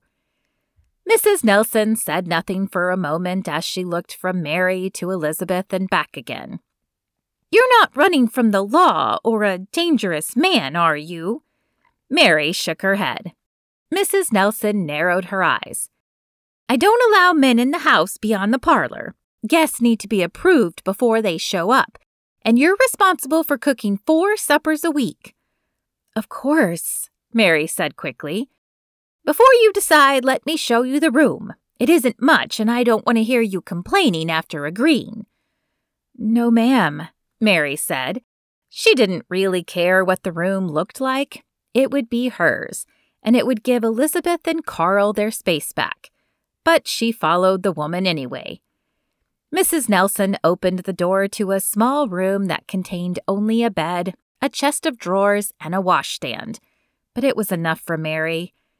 "It's perfect, but what about payment?" Mrs. Nelson looked at Elizabeth this time. "I'll take help around the house as payment for the first 2 weeks. After that, it's $2 a week. Will that give you time to get your business up and running?" "I believe so," Elizabeth said, "and I'm happy to offer you a dress as payment if necessary." "Not sure who I would dress up for, but we can discuss that if the need arises," Mrs. Nelson said. Then she turned back to Mary. "There's an outhouse out back and a chamber pot in your room for at night that must be emptied every morning." "Yes, ma'am." "The front door locks promptly at sunset, and I don't open it after that, so don't be late," the woman said. "Thank you, I won't be." As they left Mrs. Nelson's house, Mary smiled with relief. Perhaps this new life in Sage Creek would work out after all. Chapter 7. Henry. "Good morning, Mrs. Baxter, Miss Lockwood," Henry said, as the 2 women entered his shop. "Good morning, Mr. Brown," Mrs. Baxter replied. "Would it be all right with you if we were both gone from the store for a few hours today? I need to check in on the women who requested dresses while I was gone, but I'd like for Mary to come with me." "I think I can manage that." He turned to look at Miss Lockwood. "It will be nice for you to meet some of the other women in town." A soft pink covered her cheeks, and he noticed that she didn't quite meet his gaze. "Yes, I suppose it will." "Come, Mary, let's grab some fabric to take with us," Mrs. Baxter said, and the 2 women headed upstairs. Henry watched them for a minute, wondering if there was some way to get the women who wanted dresses to purchase more items from him as well. The bell above the door jingled, but before Henry could turn to see who it was, the breathless voice of Willie Johnson met his ears. "Mr. Brown! Mr. Brown!" Willie stood panting and trying to catch his breath. He was a good kid, but he was easily excitable. He came into the store at least twice a week with some news he couldn't wait to share. Of course, that usually consisted of some boy putting a lizard on a girl during school, or some farmer's cow getting out and wandering the streets. But to Willie, it was always front-page news. "What is it, Willie?" "The new building, sir." Willie placed his hands on his knees and bent over to catch his breath. "Yes, what about it?" Construction had started on a new building about a week ago, and it appeared as if completion was nearing. "It's going to be another store." Willie took a few more large gulps of air and then peered up at Mr. Brown. "What?" Shock and anger resonated through Henry. "It can't be another shop. I barely get enough business to stay open as it is." The boy nodded and took another few breaths. "I heard the man say he was opening here because of the coming railroad. He thinks there will be enough business for both of you when that happens." Henry shook his head. "That might be true, but the railroad isn't even here yet. Even if we do get it, it will take months before it's coming through our town. What am I supposed to do until then?" The boy shook his head. "I don't know, but I heard the other guy is a friend of Mr. Thompson at the bank and got a loan from him. Maybe you could get money from him too." A feeling of anger coursed through Henry. Harold must have known about this when Henry came to ask for a loan, but he'd said nothing. That was rather surprising, as Henry would have expected his former friend to want to see his face when he found out the news. However, this did explain why he hadn't seemed worried about Henry's store closing. He knew another was about to open, and it would be run by a friend of his. Henry wondered if Harold was getting a discount as well, or if all of this just came back to Maggie. "Thank you, Willie, for letting me know." "You're welcome, sir." He paused and rocked back and forth on his feet for a minute. "Do you think I could get a penny candy for the information, sir?" Normally, Henry would say no. Money was already tight, and he certainly wasn't going to stay in business if he gave out his wares. But Willie was from a very poor family who was never able to afford penny candy, and he was such a good boy. "You may choose one, Willie, but it must remain our secret. I can't have all the kids running in here sharing news in hopes of getting one." Willie's eyes were wide and serious as he shook his head. "I won't tell a soul, Mr. Brown. Thank you." He took only a moment to scan the offerings before selecting the one he wanted and bolting out of the store again. Henry sighed and leaned back on his stool. Another store? What was he going to do? Harold had already denied his loan, and while he could try another town, they wouldn't know him and therefore would be unlikely to offer him a loan. The stairs creaked, and he looked up to see Miss Lockwood descending. Though Mrs. Baxter hadn't said much about her background, he could tell she'd had a hard life. Her dark hair contained quite a few bits of gray, and there were lines deeply etched in her face, caverns that he knew held secrets. Still, he thought she was pretty, and he could tell she'd been beautiful in her youth.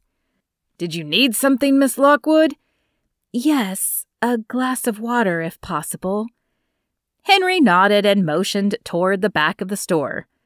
"There's a pump out back and a cup near it. You can use it, but be sure to wash it after." "Yes, sir, I will." She turned to exit and then paused. "Is everything okay, Mr. Brown? I couldn't help but overhear the boy." Henry sighed and ran his hand across his chin, the sound of his whiskers scratching in the silence. "Unfortunately not.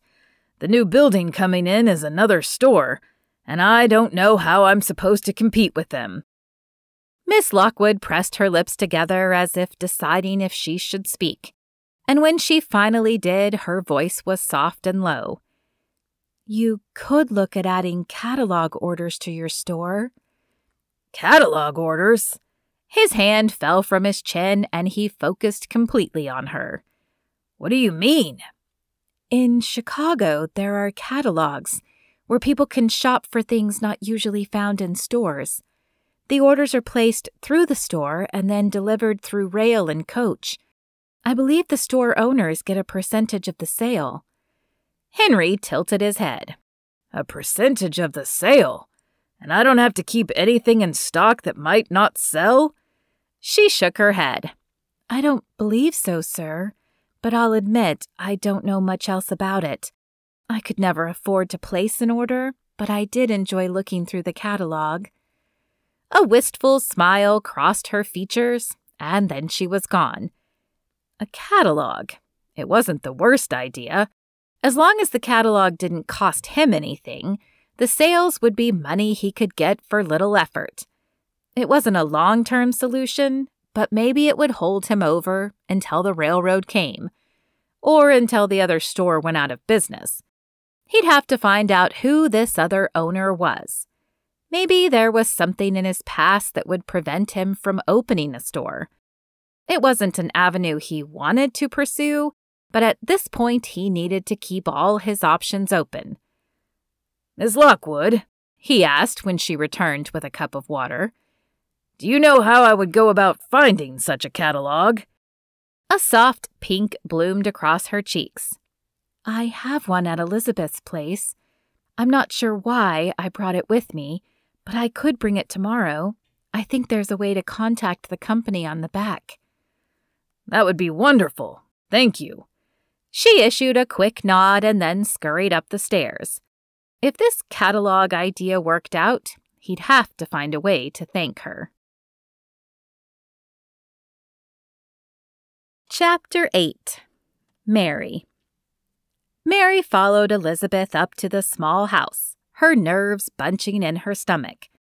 What if these women could tell she'd worked in a saloon? Would they treat her like the women in Chicago had? And how would they treat Elizabeth? Everything okay? Elizabeth asked. Mary nodded, determined to keep her fears to herself. Elizabeth was being so nice that she didn't want to make her feel bad. I'm just nervous. I'm not sure what to do. Elizabeth offered a soft smile. You just leave that to me. She lifted her hand and knocked on the door.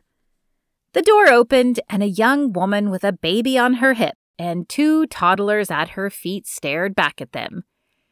Hello, Mrs. Crosby. We're here about your dress order, Elizabeth said. This is my assistant, Mary Lockwood. The woman's eyes grazed briefly over Mary before returning to Elizabeth. Oh, thank goodness. I need a new dress, but as you can see, getting time to sew is a bit of a struggle around here. She stepped back and opened the door wider. Please come in, but pardon the mess. I was just about to clean up for the 3rd time today.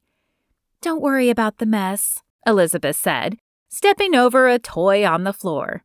How many children do you have? 5. The 2 older ones are at school. The twins here are 2, and this little one is just 4 months old. You definitely have your hands full, Elizabeth said. I do indeed. I can sew, but I haven't had any time to do it. This is my last dress without holes. I don't have much money, but I was hoping I could pay you with canned goods. Canning is the only thing I can do with the children underfoot. Elizabeth hesitated, and Mary could see a vein working in her neck. Well, I do have rent to cover, but if you can do half in cash, I'll take the other half in canned goods. The woman pressed her lips together, her forehead furrowing in thought. Finally, she nodded. I can do that. Wonderful. Let's get your measurements, and Mary will show you some samples of fabric to choose from. If we don't have one you like, you can tell me what you would like, and I'll see if Mr. Brown can order it. Mrs. Crosby nodded again, and then held the baby out to a confused Mary. You'll have to hold Betsy for a minute while I get measured.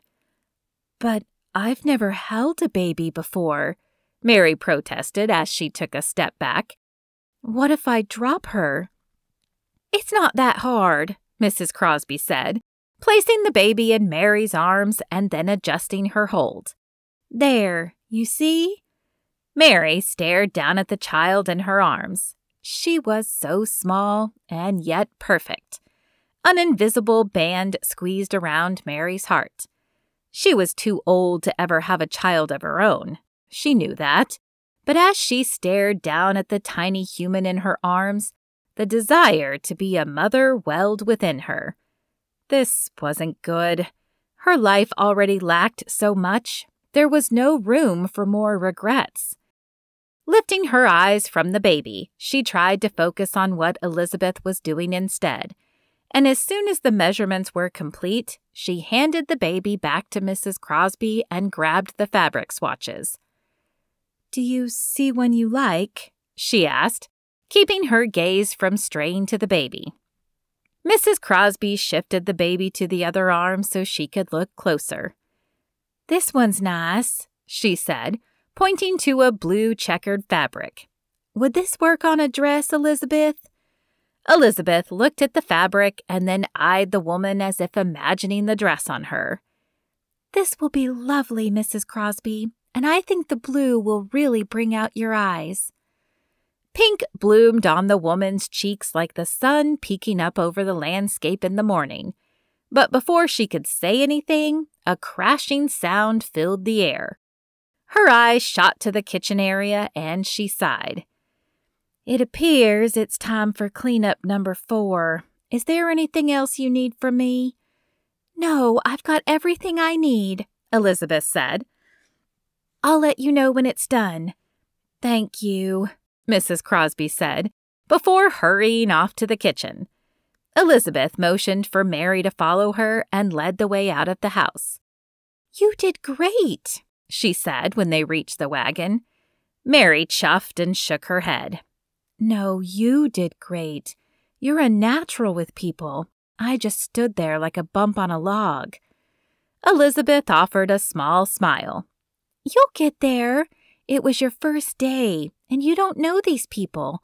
Once you do, I promise you'll find it easier." Mary wasn't sure about that, but she didn't feel the need to share her concerns with Elizabeth. "Okay, Mrs. Thompson is next," Elizabeth said, a soft sigh in her voice.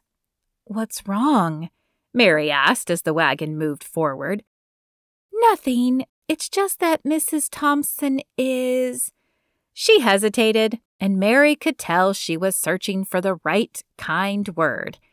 "Mrs. Thompson is very opinionated, and she's not afraid to tell everyone how she feels. So don't worry about anything she says to you." But that's all Mary could do now. "Maybe I shouldn't go in with you. What if she sees me and knows that I don't belong? I don't want my past to ruin your future." Elizabeth shook her head and let go of the reins to squeeze Mary's hand briefly. "Nonsense. If she has a problem with you, then I don't need her as a client. You're my friend, and nothing is more important than that." Tears welled in Mary's eyes at the kind sentiment, but she couldn't help wondering if Elizabeth would feel the same way if it really did begin to affect her business. The Thompson house was just past the edge of town, but it was the grandest house Mary had seen here. It rivaled some of the houses in Chicago with its tall marble columns and green shutters. "They must be very rich," Mary said softly, as Elizabeth pulled the horse to a stop. "They are. I believe they came from money back east as well, but Mr. Thompson owns the bank and therefore has a lot of money. Unfortunately, he isn't the nicest man." "And Mrs. Thompson? Does she work?"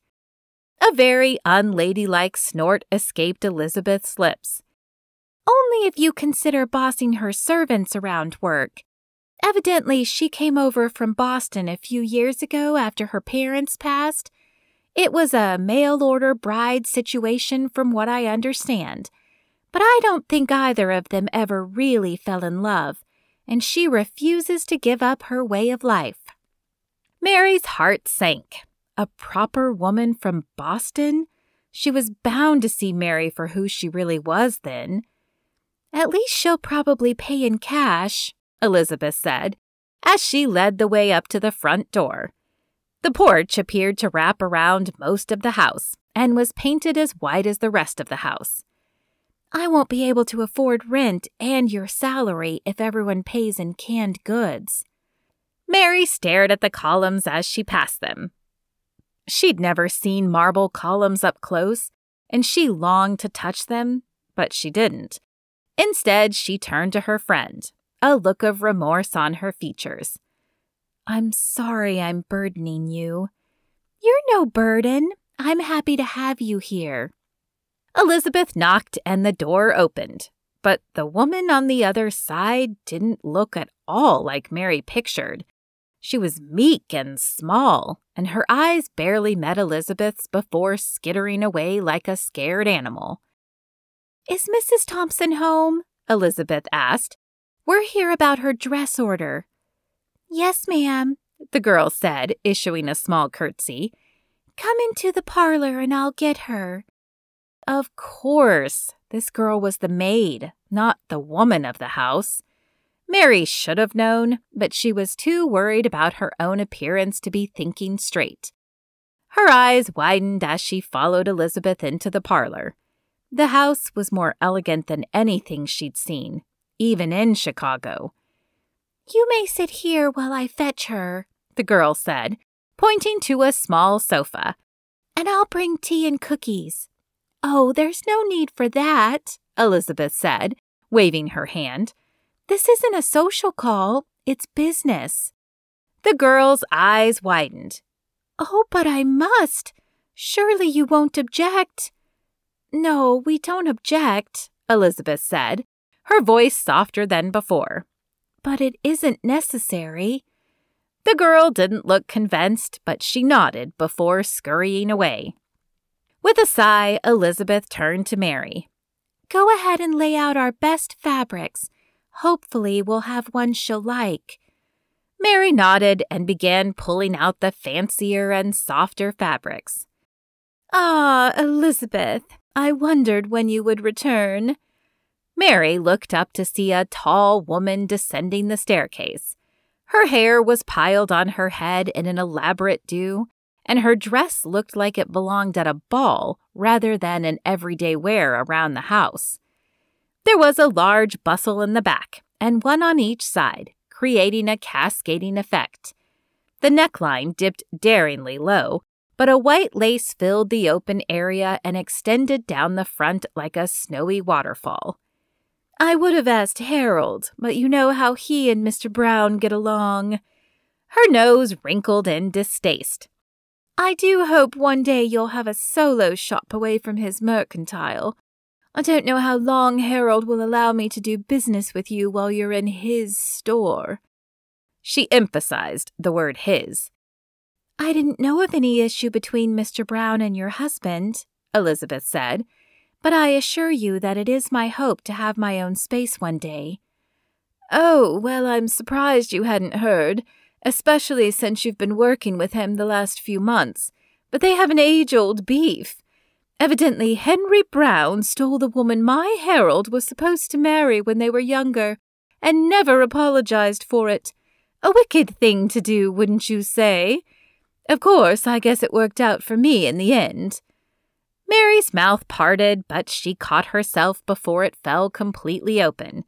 She didn't know Mr. Brown well, but she couldn't believe he would steal another man's bride.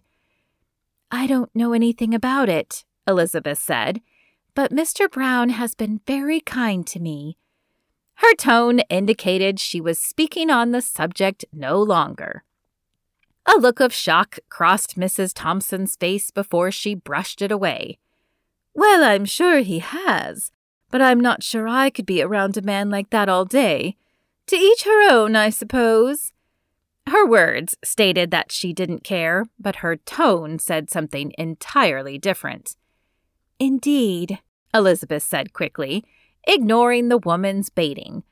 "Now, I hear you need a dress. What kind of dress are you looking for?" "Well, I need several. Harold is planning on hosting a party for the railroad men and their wives, so I'll need one for that. Also, I heard that a group of suffragettes are coming through, and I'll be having them over for tea at the very least, so I'll need a dress for that." She paused and tapped a finger against her chin. I know there's something else, but it's slipping my mind at the moment. I'm sure it will come to me, though, so let's begin with 3 dresses. 3 dresses? Mary had more than 3 dresses to her name, of course, but she'd never purchased 3 at a time, nor did she see the need for a different dress for each occasion. However, she was pleased for Elizabeth. Surely this order would help her out tremendously. Wonderful, Elizabeth said. Are you looking for something similar to what you're wearing, or would you like to look at some sketches? Actually, I have some pictures. Beth, please bring me my book, Mrs. Thompson called out. The meek girl popped her head into the room long enough to nod and then scurried out again. Mary wondered why the woman hadn't simply brought the book in with her, but then Elizabeth's words about Mrs. Thompson's need for bossing her servants around replayed in her head. Mary felt sorry for the girl, but at least Mrs. Thompson didn't seem violent like Luther or Jacob had been. Beth reappeared with a thick book in her hands and handed it to Mrs. Thompson. With barely a thank you, Mrs. Thompson took the book, dismissed poor Beth, and then turned back to Elizabeth. She flipped through the pages until she found what she was looking for. I'm thinking one like this for Harold's thing. She turned the page. One like this for tea. Another few pages flipped.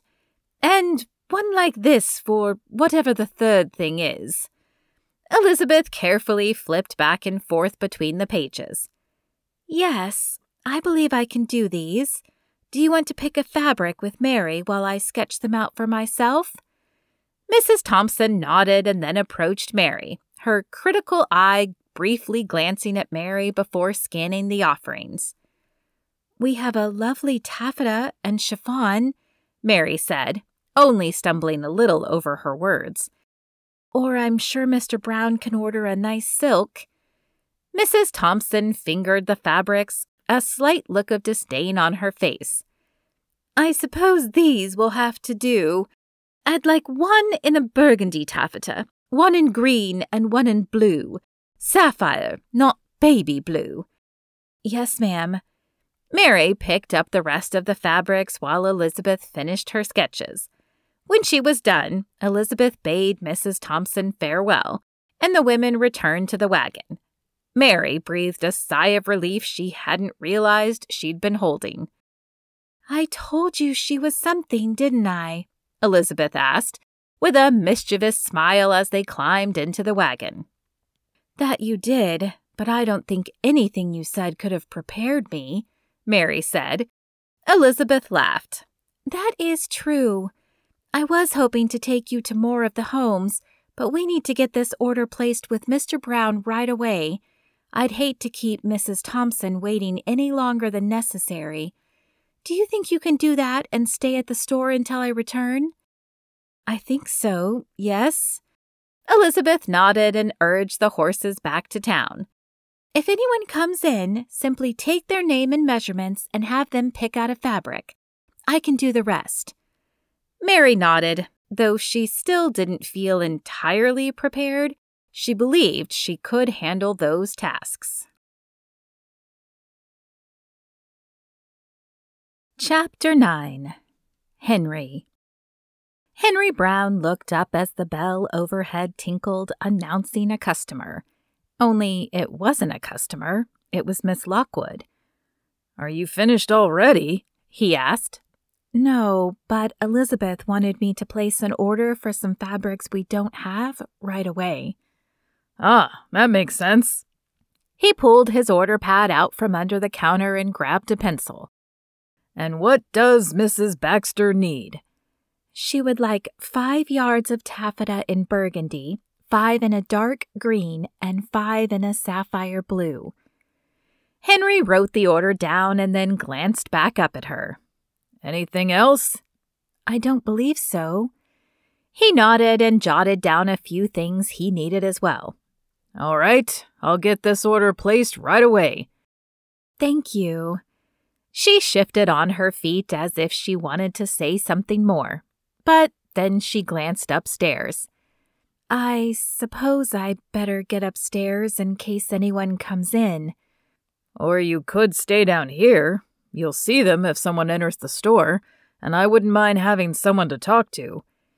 Miss Lockwood glanced at the stairs one more time before pressing her lips together and nodding. I'd like that. Is there anything I can do to help you?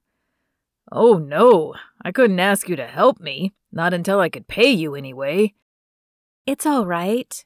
I like being helpful, and there's nothing I can do for Elizabeth right now. Henry pressed his lips together as he considered her offer. He couldn't let her work for free. It wouldn't be right. I'll tell you what. I'll let you help in exchange for something from the store. Miss Lockwood offered him a shy smile.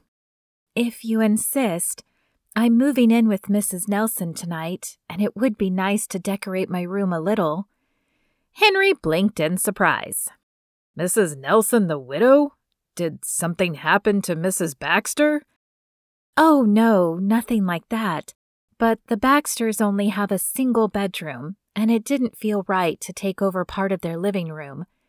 Elizabeth said Mrs. Nelson was thinking of opening a boarding house, and we stopped there this afternoon. She agreed to let me be her first one.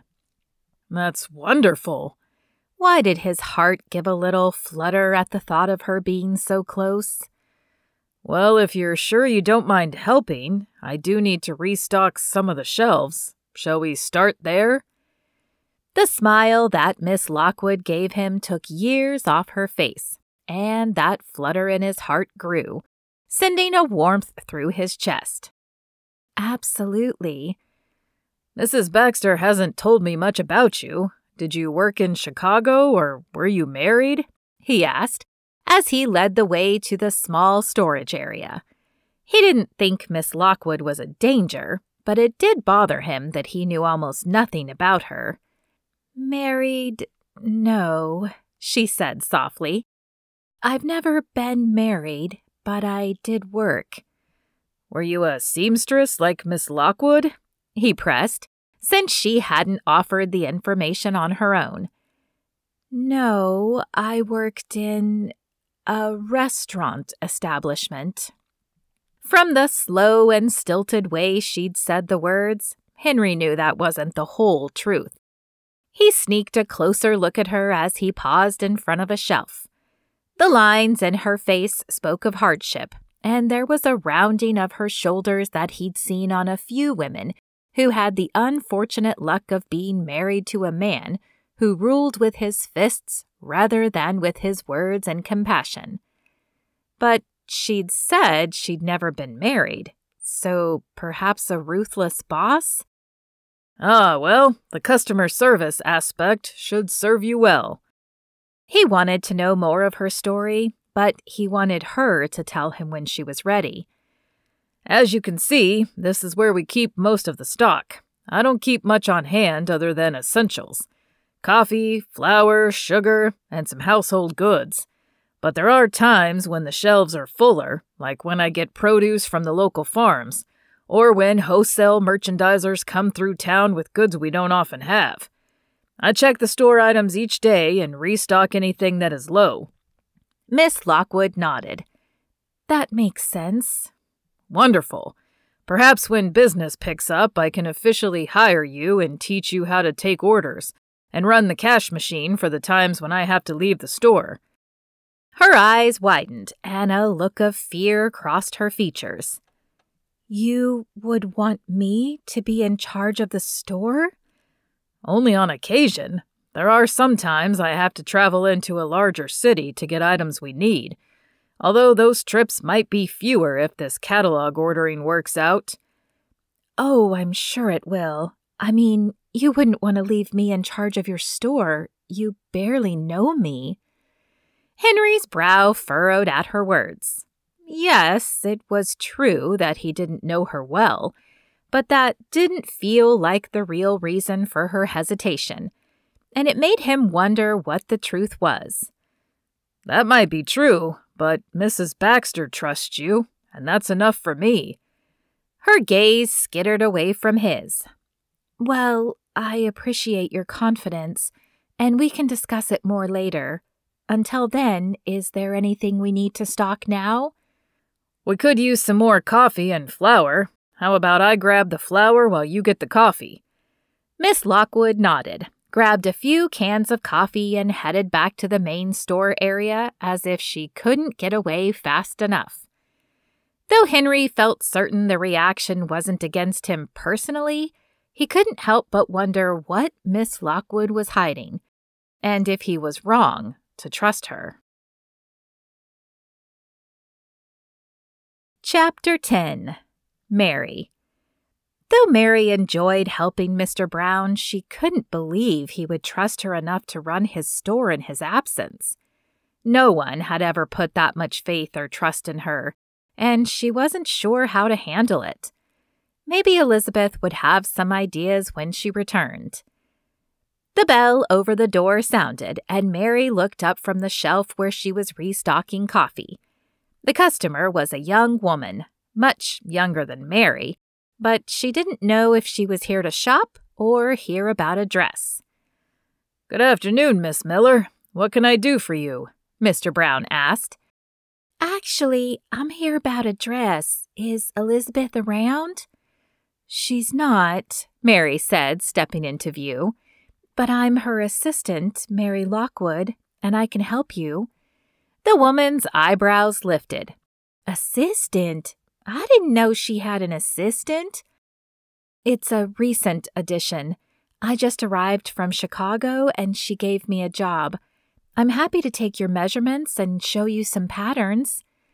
Mary pointed to the upstairs and waited for the woman to agree. The woman paused a moment before nodding and following Mary up the stairs. "So, you knew Elizabeth from Chicago?" she asked as they reached the top. Mary hesitated, unsure if the people here knew about Elizabeth's past in Chicago. "I did. We were friends while she was there, and when I heard how much she liked it out here, I decided to come join her. I didn't have anything keeping me in Chicago." "I see. And were you a seamstress there as well?" "No, I worked in the restaurant business, but I won't be doing the sewing anyway. I just take the measurements and help cut out patterns. Elizabeth does the rest." The woman's eyes lit up. "You worked in the restaurant business? Like a real sit-down restaurant?" Mary glanced at the woman, surprised at the eagerness in her face and voice. "I suppose it was sort of like that. Why?" The woman smiled. "I work at the cafe here. Well, it's not much of a cafe, but we try. My parents opened it about 5 years ago." "Oh, that's nice. I didn't know there was a cafe here." Mary stumbled over the words, hoping the woman would move on to another subject. If she kept asking questions, she was bound to figure out that Mary had worked in a saloon and not a reputable restaurant. "I've always dreamed of working in a real restaurant, though I'm not much of a cook. Did you have a lot of customers? Were you very busy?" "We stayed fairly busy," Mary said, hedging around the answer. "But enough about me. Do you know what kind of dress you would like, Miss Miller?" "Oh, please call me Sarah. Miss Miller makes me feel old." Her eyes widened, and her hand flew to her mouth. "Not that being old is a bad thing. I mean, I'm sure you've had a wonderful life." "Oh, dear, I don't mean that you're old.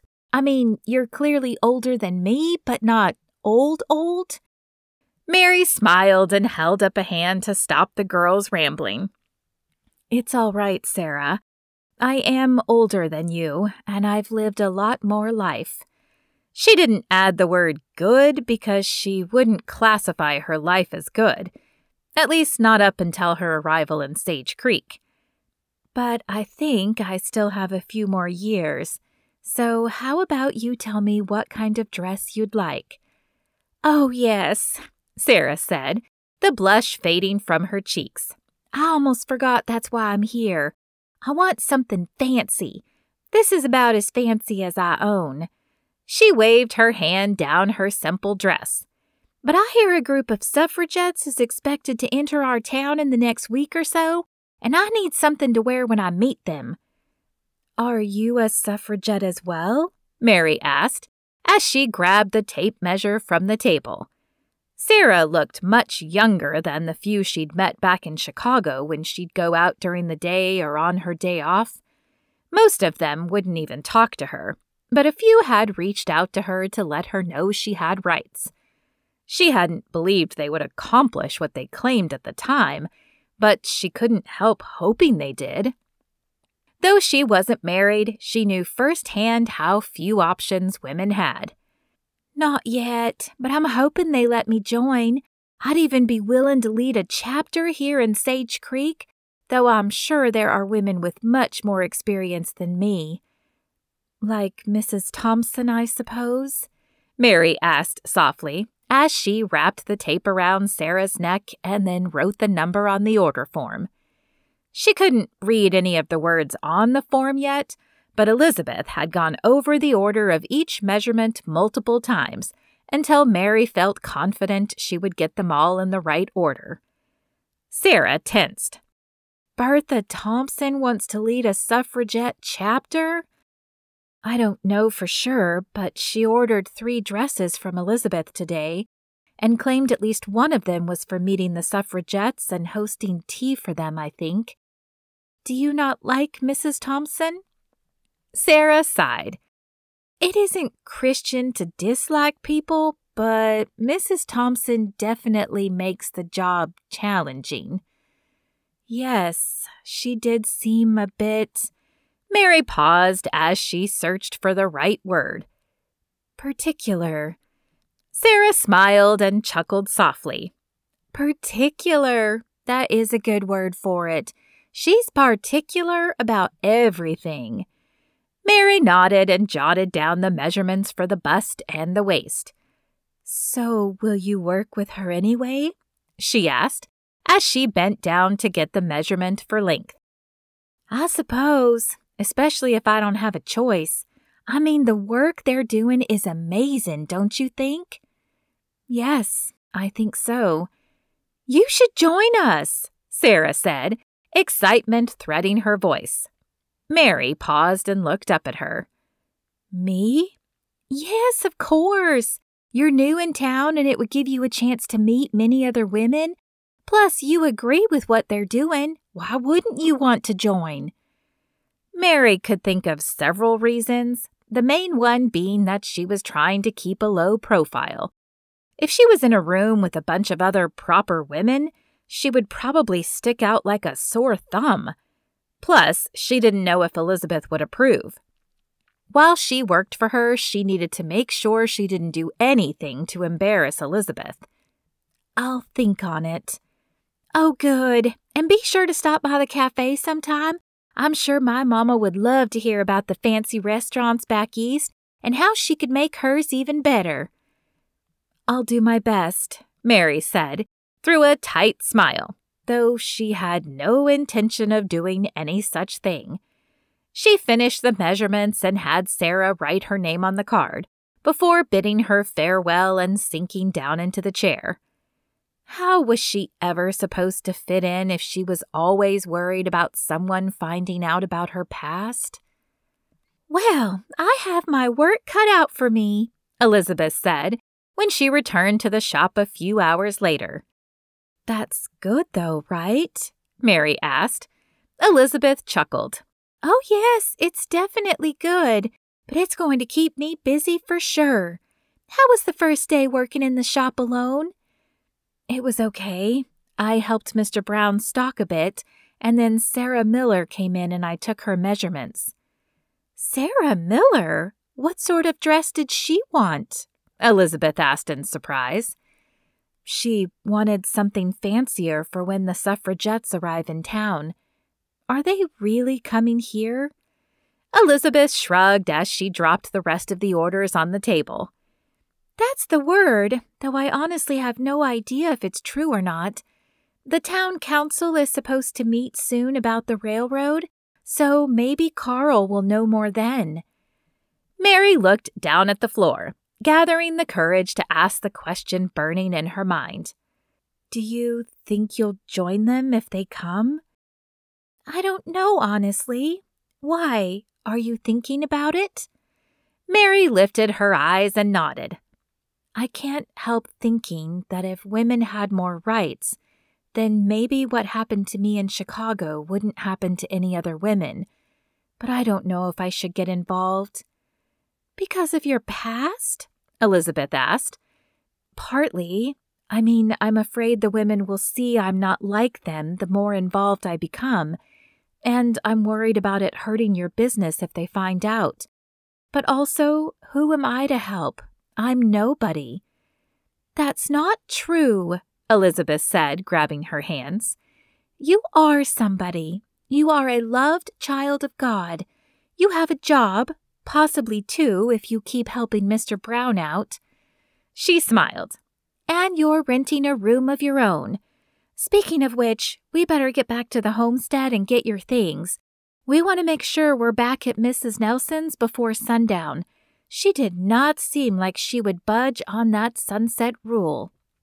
"No, she did not," Mary agreed, though excited to get out of Elizabeth's living room and give them their space back. She was nervous about living with someone she didn't know at all. Chapter 11. Mary woke to the light pouring in through the window. It took her a moment to realize she was in her room at Mrs. Nelson's house. The woman had been friendly the night before, though a little more curious about Mary's past than she would have liked.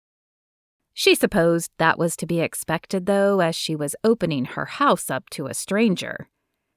After dressing for the day, she grabbed the catalog for Mr. Brown and headed to the dining area for breakfast. Mrs. Nelson had informed her that breakfast, at least, came with her board.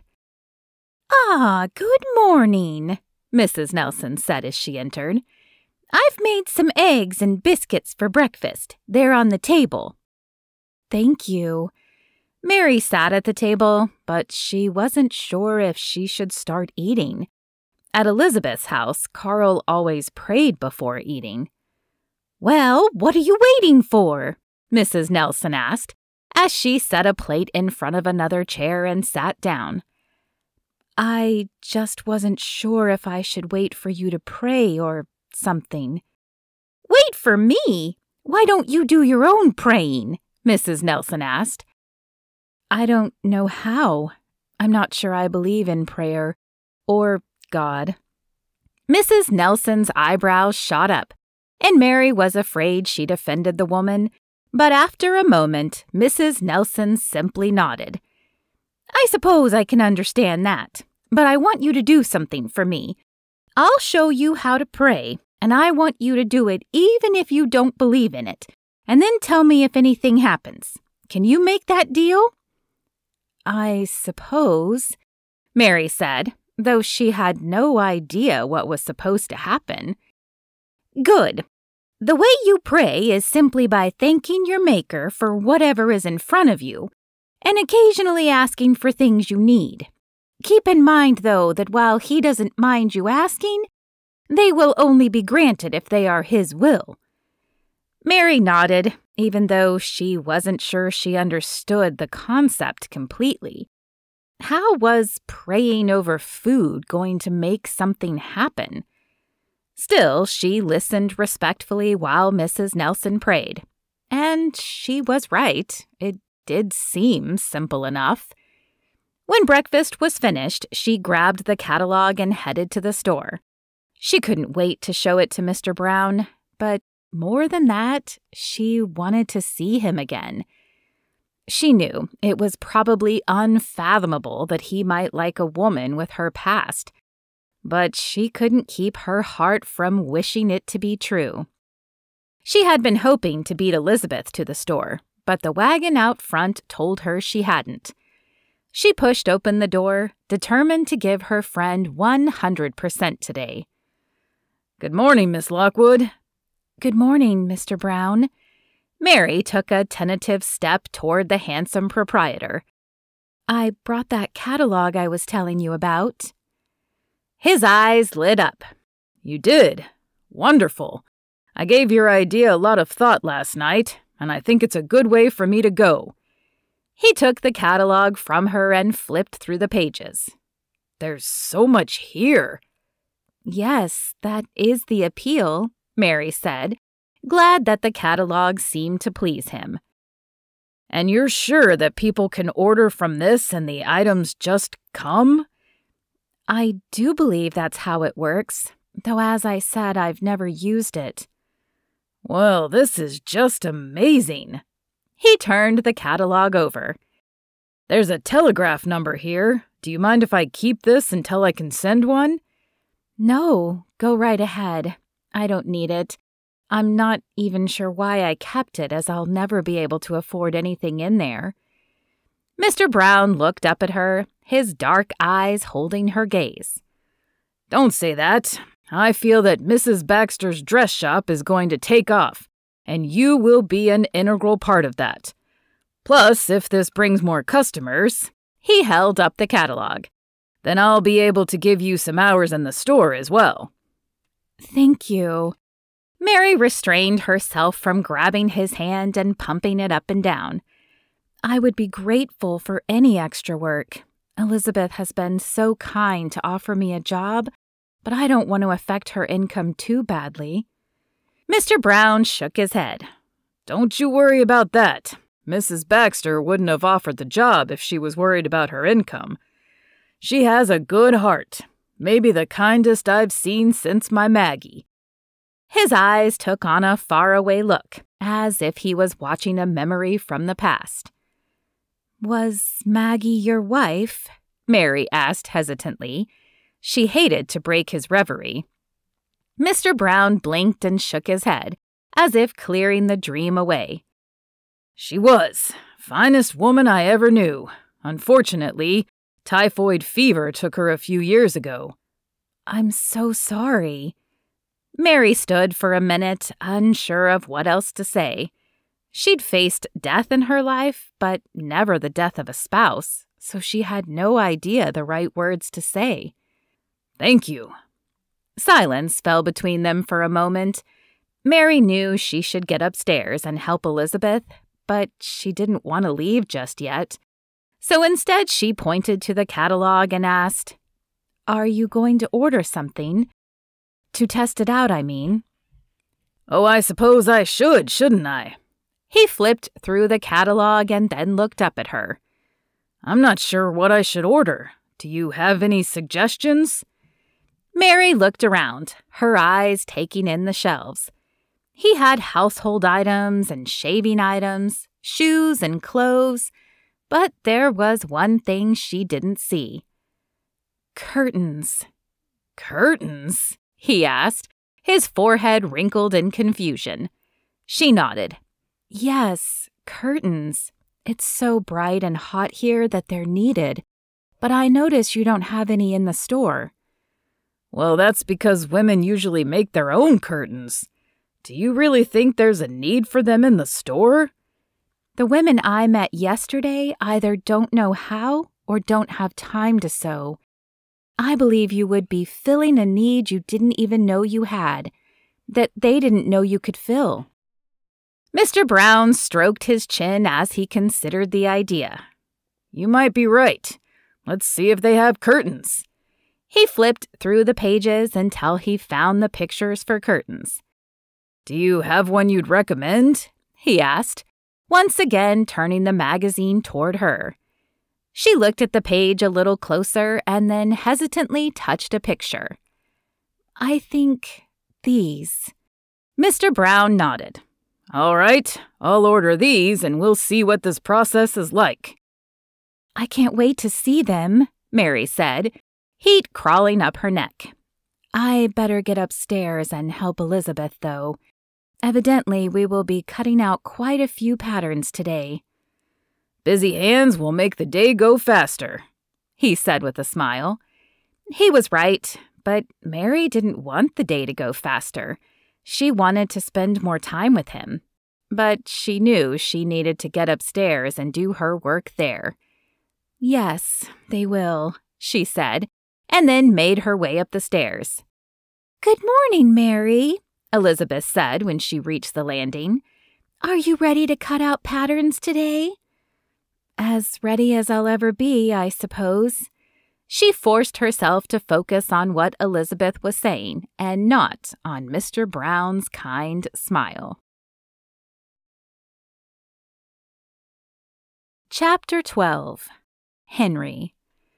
As Henry rode into town the next morning, he couldn't help but see the commotion on the far side of town. The new store was open. Though he knew he shouldn't, as it would only make him stress more, he had to see it for himself. He tied his horse at his store and then continued there on foot. Harold Thompson stood outside the front of the store, beaming at everyone who passed by. His smile shifted into a smug grin when he caught sight of Henry. "Coming to see the competition, are you?" "We don't have to be competition," Henry said, hoping he sounded more confident than he felt. "I don't think you'll be competition for long anyway," Harold said.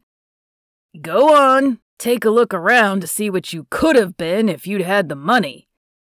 Henry ignored the jab and stepped into the store.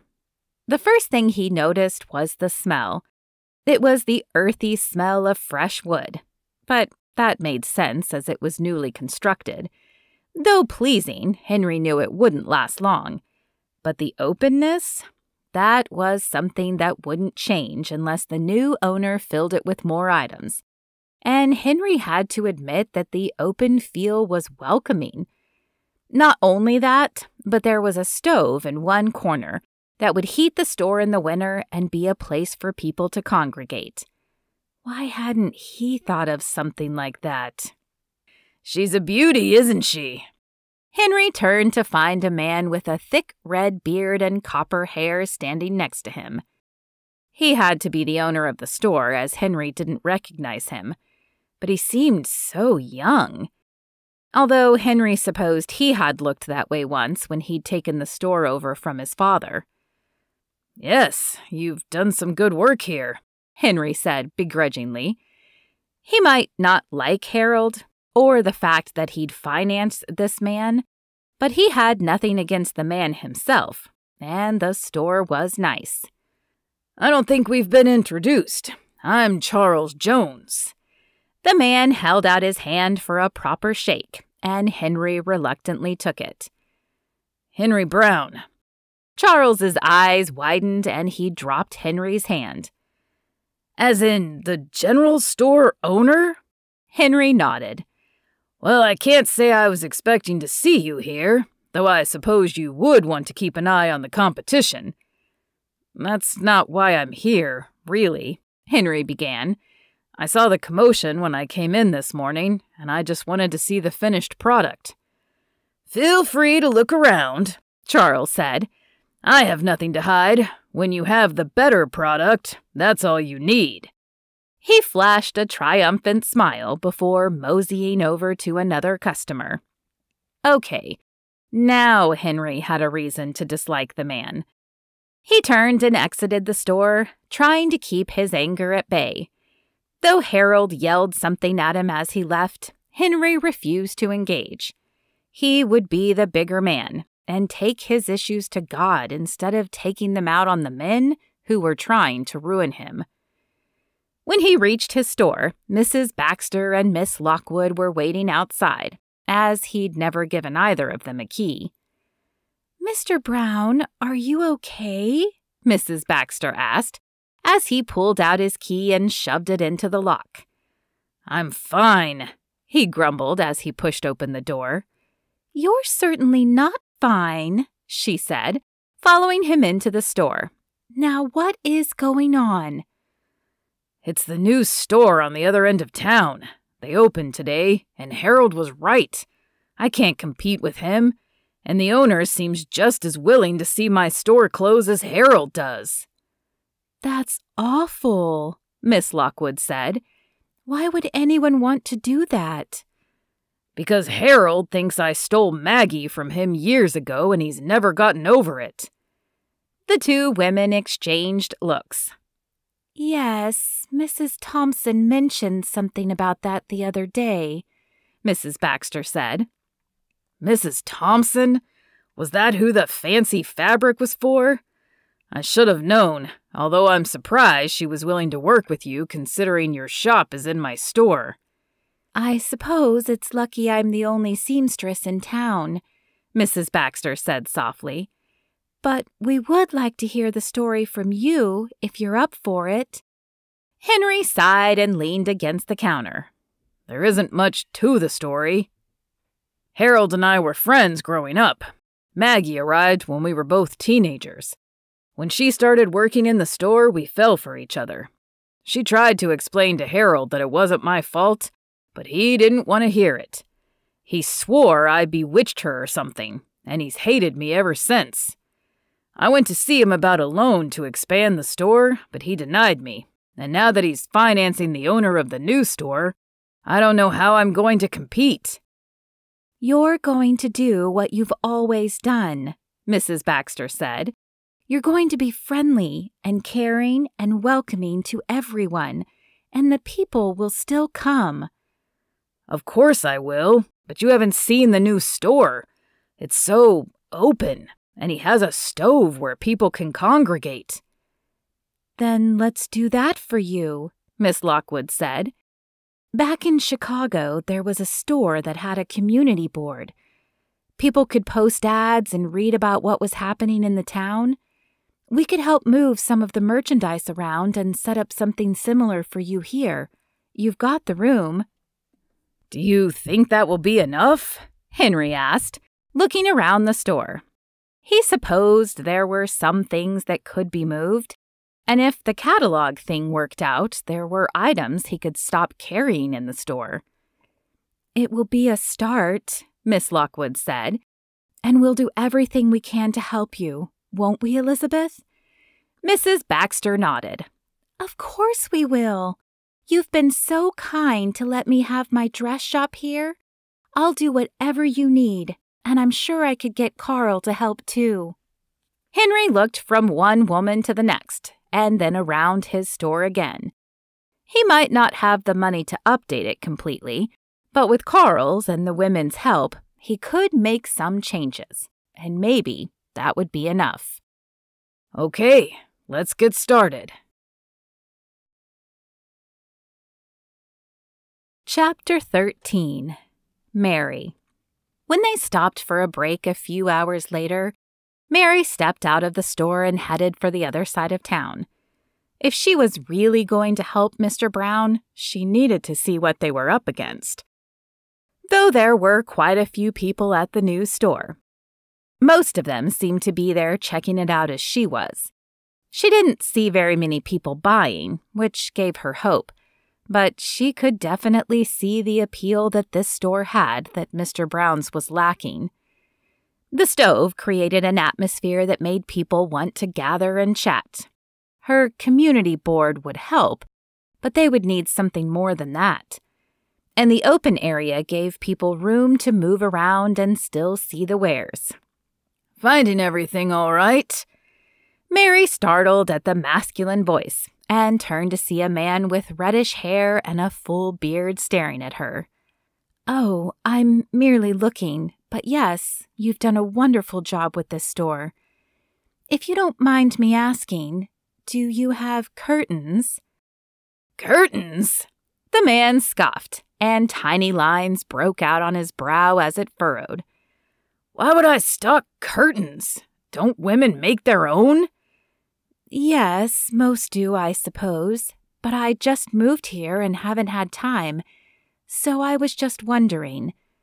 Though she wasn't sure curtains would be enough to give Mr. Brown favor, the very fact that she could help him understand what women might want might give him an edge. This man didn't seem interested at all. In fact, as she looked around, she realized most of his wares appealed more to men. There were shaving items, clothes, shoes, hats, but there was very little for women. She couldn't even see basic pantry staples. Well, I'm sure you'll find some nice women friends who could help you sew up some curtains. In the meantime, though, I have some items that would make a nice gift for your husband. I'm sure he works hard." Mary opened her mouth to tell him she wasn't married, but then thought better of it. She didn't like this man, or the way he was looking at her, and the less he knew about her, the better. "I'll be sure to look. Thank you." "You're welcome. Where did you say you moved from?" he asked, narrowing his eyes at her. "I didn't say," she said, and quickly turned to look at something else, hoping he would leave her alone. There was little chance he would know her, but his gaze gave her shivers. As soon as the man wandered off to talk to another customer, Mary skirted for the door. She couldn't wait to tell Mr. Brown what she'd found out. She knew exactly how to help him now. She was nearly bursting with excitement when she finally reached his shop. "Mr. Brown, I don't think you have to worry so much." "Miss Lockwood?" He looked up from the shelf he was moving in surprise. "What do you mean? Where did you go?" "I went to the new shop. I needed to see it for myself in order to help you better. But while the shop is more open and it's newer, I don't think you have much to worry about." "What do you mean?" he asked, coming closer to her. "The new shop doesn't cater to women. Nearly all of his products are for men. In fact, I asked him if he had curtains, and he told me it was my job to make them. He doesn't seem to think very highly of women. He barely even had pantry staples. Your shop not only has more basics that everyone needs, but you are willing to add items that women need. And with the catalog orders, you'll have even more that he can't offer." She was so excited that the words spilled out of her mouth like water from a faucet. "Slow down, Miss Lockwood. We don't even know if the catalog orders will work." Before she even thought about it, she reached out and grabbed his hands. "Oh, but they will. And when women realize they can order things they need that they'd rather others not see, it will get even better." He glanced down at their hands, and Mary let go, flames coursing up her neck and onto her face. "I'm sorry. I didn't mean to be so forward. I'm just excited." "No need to be sorry," he said softly. He opened his mouth to say something more, but the door to his shop opened first, and they jumped apart as if guilty of more than a simple touch. "Sorry it took so long," Elizabeth said as she entered with Carl behind her. "I had to help Carl finish something, and then I decided to make us lunch so we didn't have to stop to eat." She held up a basket, and then her eyes widened as she took in the store. "Oh, you've done a lot already." "What we've done is make a mess," Mr. Brown said, as he looked around at the inventory scattered on the floor.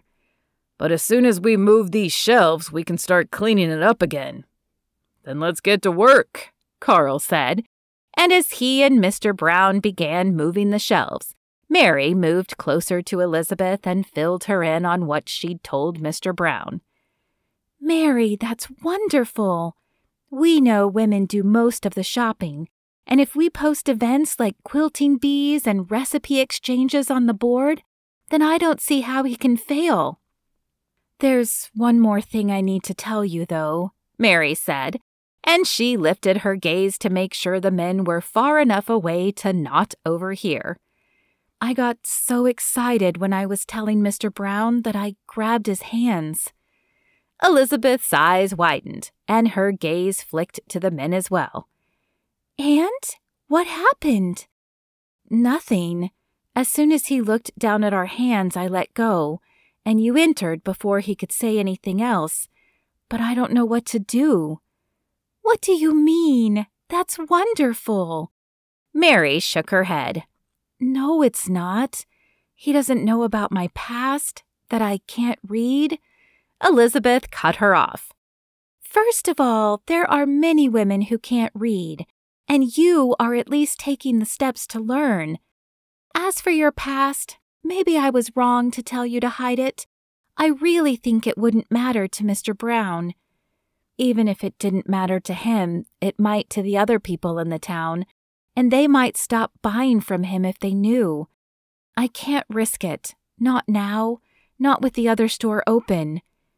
But you just said the catalog will set him apart, as will the items for women. Yes, but the other store could easily get a catalog as well, and then he would lose his edge. She shook her head again. No, I can't take the risk. Elizabeth sighed. I think you're wrong. But Mary knew she wasn't. She'd worked in the saloon longer than Elizabeth, and she knew just how judgmental people could be. Chapter 14. Henry. Henry looked about the store. It definitely looked different after all their work. More open and refreshing, and so far he'd received nothing but compliments about the new setup. But he didn't know if those compliments were translating into more business. He'd still seen more people at the new store, and the town had been talking about it for days. Lord, please bring the business. Before he could finish his prayer for help, the door to his shop flew open and Willie entered carrying a box. "This just came for you on the coach, Mr. Brown," he said, grinning widely. "The station master said I should bring it over." Thank you, Willie. For a moment, Henry wondered what could be in the box. And then his eyes lit up. The Montgomery Ward order. It had to be. "It wasn't too heavy. What's in there?" Hopefully something I ordered from the catalog. Let's take a look. Henry took the box and carried it back to the counter. He sliced open the tape and then lifted the flaps of the box. Right on top were the curtains. 2 long panels of heavy brocade fabrics in a deep red color. He lifted them out and set them aside. Underneath was a set of sheer curtains and a few flyers advertising popular items. Well, I'll be. It wasn't that he'd thought Miss Lockwood was lying, but he hadn't expected the items to come as quickly as they had, or be so nice. This would not only save time, but money. If he could just keep basic necessities in the store and then place orders for people once a week or so, he could make a decent profit.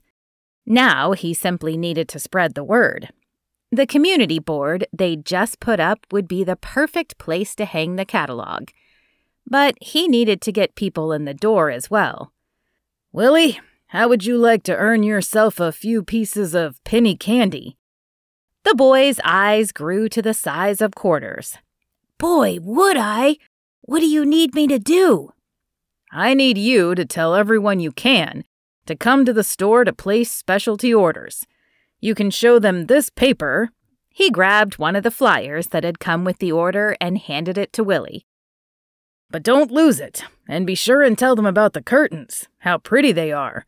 When you're done, we'll hang one in the window and one on the community board. Do you think you can do that? The boy looked over the paper and nodded sagely at Henry. "I can do it, but if I do a really good job, can I get candy for my little sister too?" Henry had forgotten that Willie had a little sister, a little blonde girl who couldn't be more than 4 years old. It was kind of the boy to want to share with his sister. I'll tell you what, Henry said, leaning closer to Willie. I'll give you a piece of candy for every one you can get to place an order. Though it didn't seem possible, Willie's eyes widened even more. "A candy for every order?" "Every one," Henry said with a nod. "But you can't just send them here and hope I'll sell them. They have to come in ready to order something." Willie thought for a minute, and then he pulled his shoulders back and puffed out his chest. "I can do it, Mr. Brown. You just wait and see." Henry had no doubt the boy would succeed. He was fearless, loquacious, and determined. The boy would probably talk people's ears off until they agreed to come in. But Henry knew that once people realized what he could offer them now, they'd be coming in on their own. and for the first time, he rather hoped the railroad would come through their town, because it would mean items would arrive even faster. As soon as Willie left the store, Henry called up the stairs for Miss Lockwood to come down. He couldn't wait to show her the wares. "What is it, Mr. Brown?" she asked when she reached the main level. "Did you need some additional help in the shop today?" "No, not today. I wanted to show you the curtains. The catalog order we placed came in." Miss Lockwood's eyes lit up. "It did? Oh, I hope the fabric is beautiful. Sometimes it's hard to tell just by pictures, but I was hoping they would be similar to the curtains in the Thompson house." Though a sour taste filled his mouth at the mention of the Thompsons, he pushed it aside. This wasn't about Harold or their feud. It was about Miss Lockwood, and he couldn't wait to see what she thought. "Well, I think you're going to be pleased." He held up the curtains for her, delighted when she reached out to run her hand over them. "They are beautiful, and they look just like I imagined they would. Maybe I can convince Mrs. Nelson to get them for her house so I can see them every day. Even if she doesn't, though, I doubt you'll have any trouble selling them." "I think you're right. I can't thank you enough for the idea and the nudge to order something." Miss Lockwood looked up at him, her eyes brimming with emotion. "I was happy to help. I want your store to do well. You're the kindest man I think I've ever met." Though she dropped her eyes as soon as she uttered the words, it did not stop the heat from creeping across Henry's face. "Well, thank you, Miss Lockwood. I think you are rather kind yourself. In fact, I was hoping to invite you to church this Sunday. I know I should probably ask to court you at Miss Nelson's first, but seeing as how we're both older and we've been working together, I thought that might suffice." She lifted her eyes to look at him, her mouth parted in what he hoped was surprise. "You want to take me to church?" "I do. I like having you here, Miss Lockwood, and I like talking to you. I know I'm older, and I don't have much to offer you, but I'd be interested in courting you if you'd be willing to take a chance on a widower like me." She stared at him for a minute, and he wondered desperately what she was thinking. He could see the hesitation in her eyes, but he didn't know why. "I would enjoy going to church with you, but there's something I need to tell you first." "What is it?" He couldn't imagine what she might have to say that would have her looking so serious. "When I was in Chicago, I worked at a saloon. I wasn't a working girl by any means. I was more of a server. I took orders for drinks and delivered them, but it didn't matter to the people in Chicago. They all still looked down on me for my choice in career. It's why I never married." "Oh." He had expected her to say she was feeling sick, or that she didn't like church, but he hadn't expected this. "I'll completely understand if you want to withdraw your invitation. No one but the Baxters know about my past, but it could harm your reputation if it ever got out." Yes, he supposed it could, but he liked to think the people of Sage Creek were better than that. Of course, if Harold Thompson or Charles Jones found out, he had no doubt they would use the information to try and ruin him. Still, he liked Miss Lockwood. She was kind and resourceful. She'd been a big help around the store, and she was pretty. "I don't care what anyone else thinks, and I'd still really like to take you to church." She blinked at him, surprise in her eyes. "You would?" He reached for her hand. "Yes, I would." "Then I guess my answer is yes," she said, with a hesitant smile. Chapter 15. Mary. Mary laid out the final piece of cut fabric and stood, stretching her aching back. "Everything is cut out, Elizabeth." "Wonderful! I'm almost finished with the first dress for Mrs. Thompson, so I'll get started on it in a bit. How about we do a quick lesson and then you can see if Mr. Brown needs any help? That sounds fine to me. Mary enjoyed the lessons, and though she hadn't expected to, she even found herself enjoying the stories from the Bible. But she didn't know when she would really use the skill of reading. Elizabeth pulled the Bible from her bag and then opened it up to the book of Mark they'd been reading from.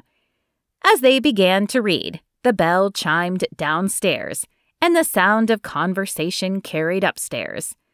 Mary tried to keep her focus on what Elizabeth was saying, but when her ears picked up the word catalog, she lost her focus.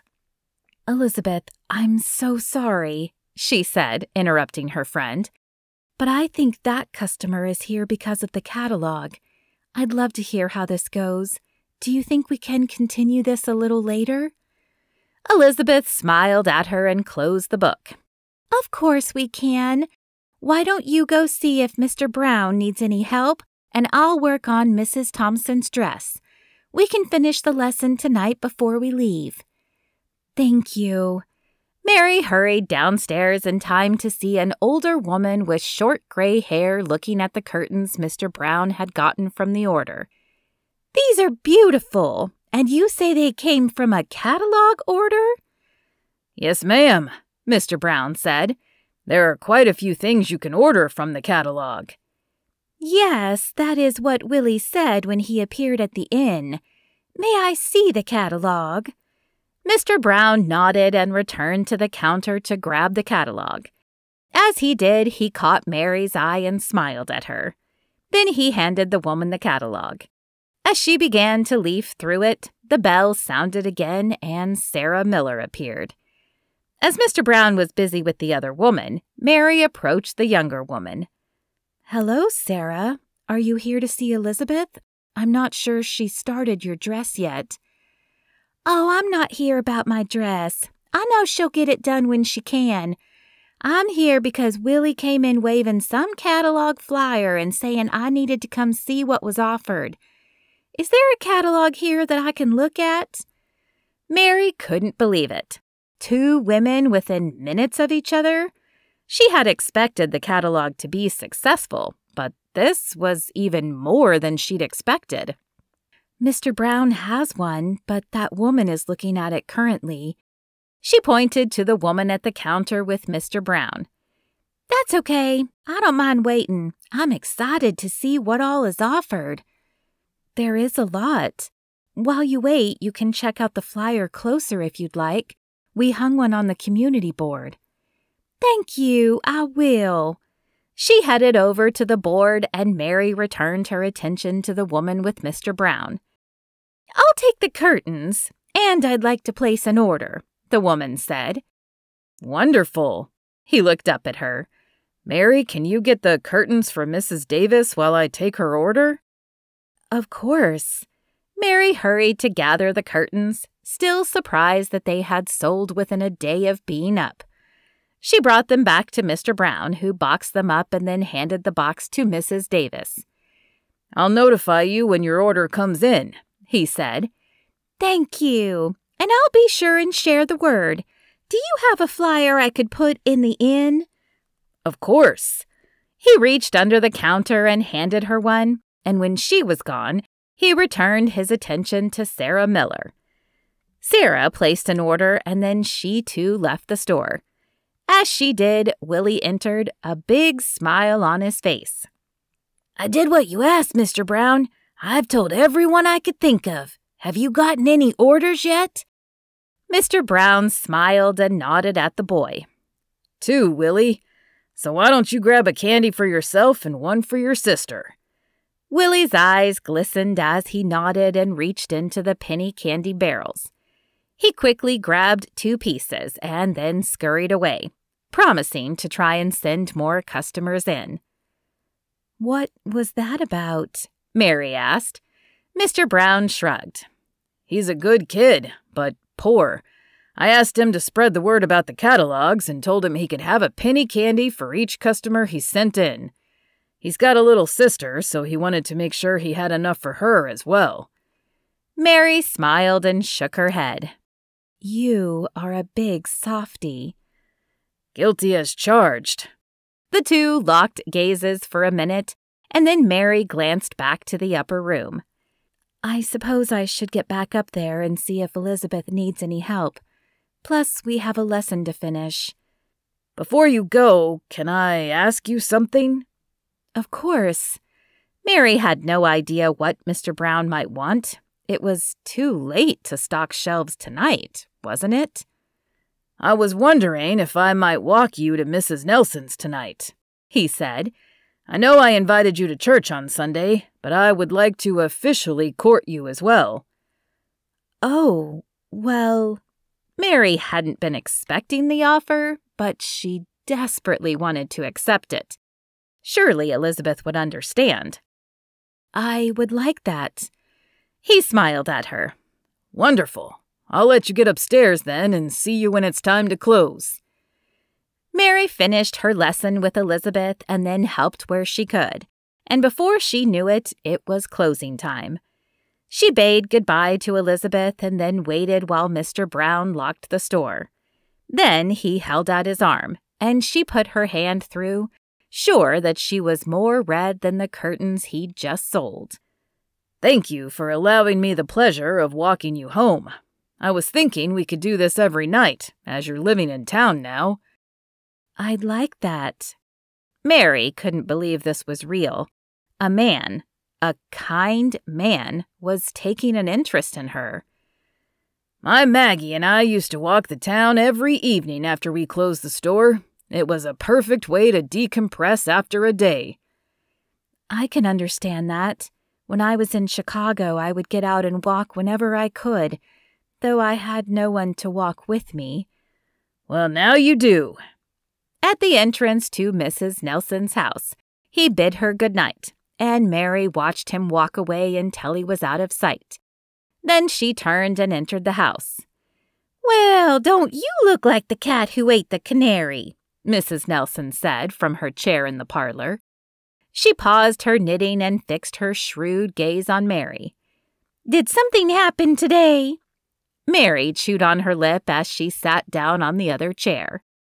She wanted to tell Mrs. Nelson everything, but she was also afraid that if she did, it would jinx it. Come on, out with it, girl. All right. Mr. Brown walked me home tonight, and he's invited me to go to church with him on Sunday. Mrs. Nelson flashed a knowing smile and nodded. I figured that would happen. Well, good for him and good for you. How did you know it would happen? Mary asked, genuinely curious. God has a way of putting people together who need each other. You think God put us together? Mary wished she understood this faith in someone unseen that everyone around her seemed to have. I know he did. Mr. Brown is a good man who was widowed too soon, and you are a good woman. You barely know me. How can you say that? I'm a good judge of character, Mrs. Nelson said, returning to her knitting. I wish others saw me as you do, Mary said softly.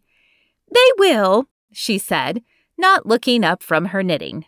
Some people just have to look beyond the outside and see what's inside, and some need more time. I don't think you understand.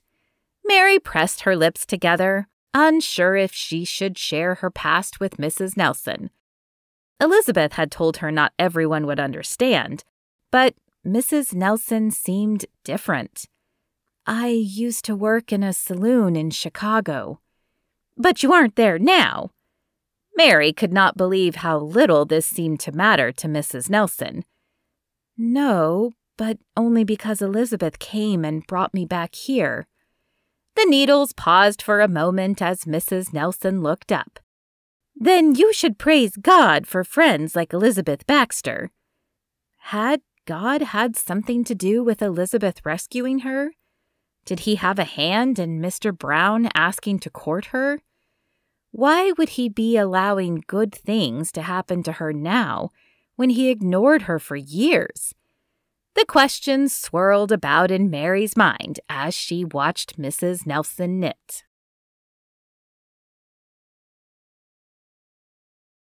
Chapter 16. Mary.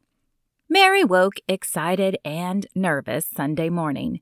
She was looking forward to attending church with Mr. Brown, but she was still worried that someone might find out about her past and use it against him. "Good morning, Mary," Mrs. Nelson said when she entered the kitchen. "Are you ready for today?" "I suppose, but I'm still nervous. Like you, Mr. Brown doesn't seem to care about my past, but I know there are others who will, and I don't want to make things harder for him.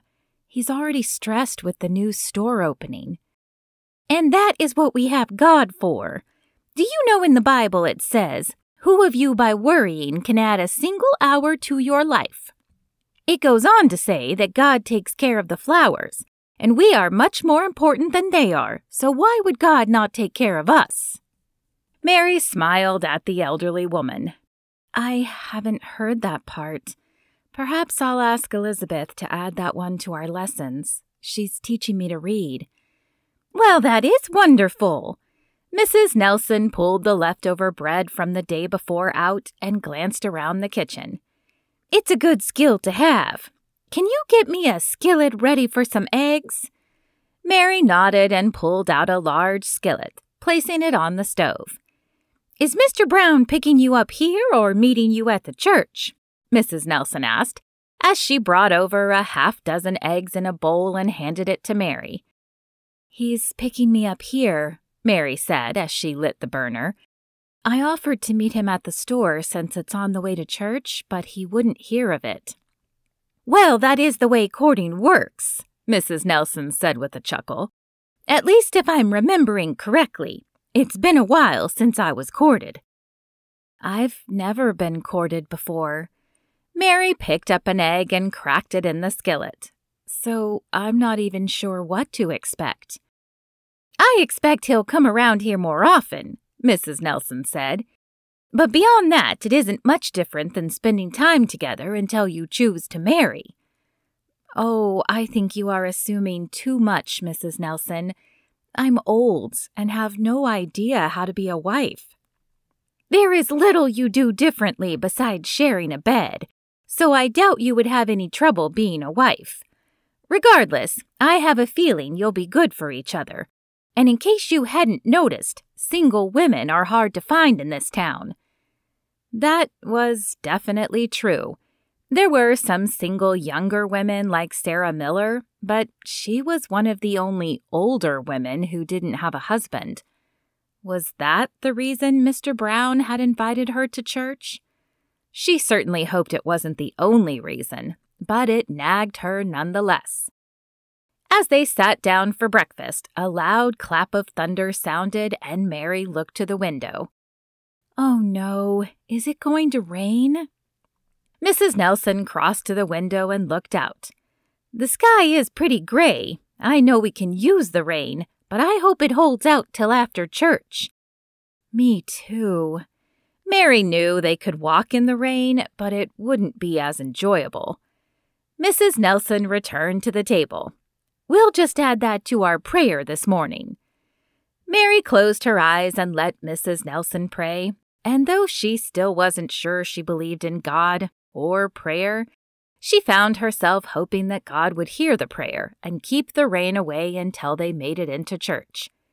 As soon as breakfast was over, she helped Mrs. Nelson clear the dishes, and then she headed to the porch to wait for Mr. Brown. The sky was indeed dark and heavy, and a salty scent hung in the air, the promise of raindrops. "Please hold off just a little bit longer," she thought. A moment later, Mr. Brown appeared, an umbrella hung over his arm. He smiled and waved to her when he saw her. "Thank goodness you brought an umbrella," Mary said, looking once more at the gray sky. "I don't know how much longer we have." "Are we waiting for Mrs. Nelson?" Mr. Brown asked, looking behind her as if expecting the widow to appear. Mary shook her head. "She said someone is coming to get her and she didn't want to ruin our walk." Well then, let's go. He held out his arm and Mary placed hers inside. Even though this was not their first time walking together, she still felt the heat of a blush climbing her cheeks. Would she ever get used to this feeling? Thank you for accompanying me today, Mr. Brown said as they walked toward the church. I'm happy to, though I have to tell you that I don't know much about courting. Mr. Brown flashed her a smile. That's all right. I don't mind teaching you. Overhead, another clap of thunder sounded, followed by a flash of lightning, and Mary gripped Mr. Brown's arm tighter. Don't worry, we're almost there, he said, patting her arm. But as soon as the words were out of his mouth, Mary felt the first drop of rain. He popped open the umbrella, and moments later the skies opened up and rain began to pelt them. Mary squeezed closer to him, but she could still feel the rain on her arms.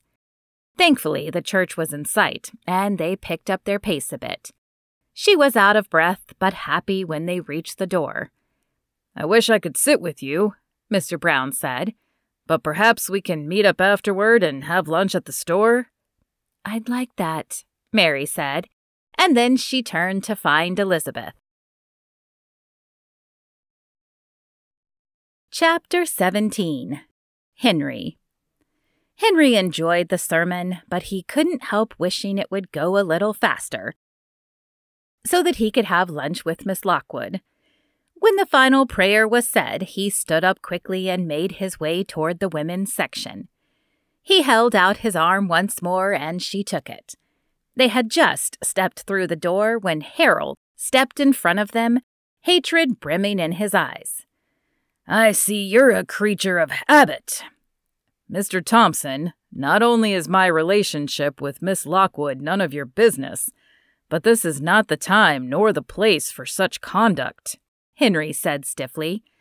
But Harold was not to be deterred. He turned his eyes to Mary instead. You think you're special, but you're not. Mr. Brown here has a habit of courting the women who work in his store. Henry felt her stiffen beside him, but he was unprepared for the words that came out of her mouth. Then I suppose I'm lucky he chose me to work in his store. She turned to look up at him. Shall we, Mr. Brown? Though she sounded confident, he could see the hesitation in her eyes, and he squeezed her arm to reassure her. We shall, Miss Lockwood. Good day, Mr. Thompson. He flashed the man a curt nod and then continued past him. Thankfully, the rain had stopped for a moment because he didn't want to take the time to fuss with the umbrella. The salty scent still hung in the air, though, so he kept the pace brisk. When he was sure they were far enough away that others wouldn't hear, he turned to Miss Lockwood. Thank you for what you said back there. Are you sure it was okay? I wasn't sure if I should speak up, but I didn't like him talking like that to you.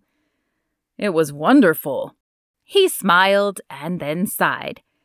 I had hoped that when Harold married, some of his resentment would ease, but I don't think their marriage is based on love, unfortunately. He unlocked the shop door and opened it for her to enter. It is sad that he spends so much effort dwelling on you, she said. He seems like a very sad man, and I wish there was something we could do. Well, we can pray for him, Henry said as he shut the door behind him. Although I've been doing that for years and it hasn't seemed to help. Of course, he knew his motives hadn't always been the purest either. He would work harder on that. Yes, but that isn't something we can do. I wish there was something we could do. Henry looked at her. Prayer is the most important thing we can do. God is more powerful than we will ever be. He paused as he saw her eyes drop to the floor. Do you not believe in God? She pressed her lips together and shrugged. I'm not sure. God's never really been a part of my life, but Elizabeth and I have been reading from the Bible, and Mrs. Nelson speaks often of him. But have you prayed for anything? Well, I did pray that the rain would hold off until we made it into the church, she said with a soft smile. But I get the feeling that isn't what you meant. No, it's not. Would you like to pray with me now, and then I'll grab some food from upstairs? I suppose that would be all right, she said softly. Henry moved closer to her and took one hand. You don't have to close your eyes, but I always do as it makes me feel closer to the Lord. He closed his eyes and took a deep breath. Lord, thank you for sending Miss Lockwood here, and for the pleasure of us connecting. Please help us to enjoy the rest of this day. And Lord, please bring peace to Harold Thompson. We know he's one of your creations, but he's sure making it hard to love him like one. Give us patience to deal with his hurt, and if there's a way we can help him, make it known to us. Amen. Amen, Miss Lockwood repeated. Wait right here, Henry said, dropping her hand, and I'll be right back. He hurried up the stairs as fast as he could go and grabbed the meal he had prepared the night before. It wasn't much, some bread, cheese, and meat, but he hoped that she would enjoy it. When he reached the ground floor again, Miss Lockwood was standing right where he left her, a thoughtful look on her face. Is everything all right? He asked hesitantly. He was afraid she was going to say she had changed her mind and no longer wanted to eat with him. But she turned inquisitive eyes at him. How can you still believe in God after losing your wife? Henry smiled at her. I'll tell you while we eat. He pulled 2 chairs over to the counter and then spread out the food. I never thought I would get married. I was quiet and not as handsome or wealthy as some of the other available men in town. In case you haven't noticed, we are short on women, so they have their pick of men generally.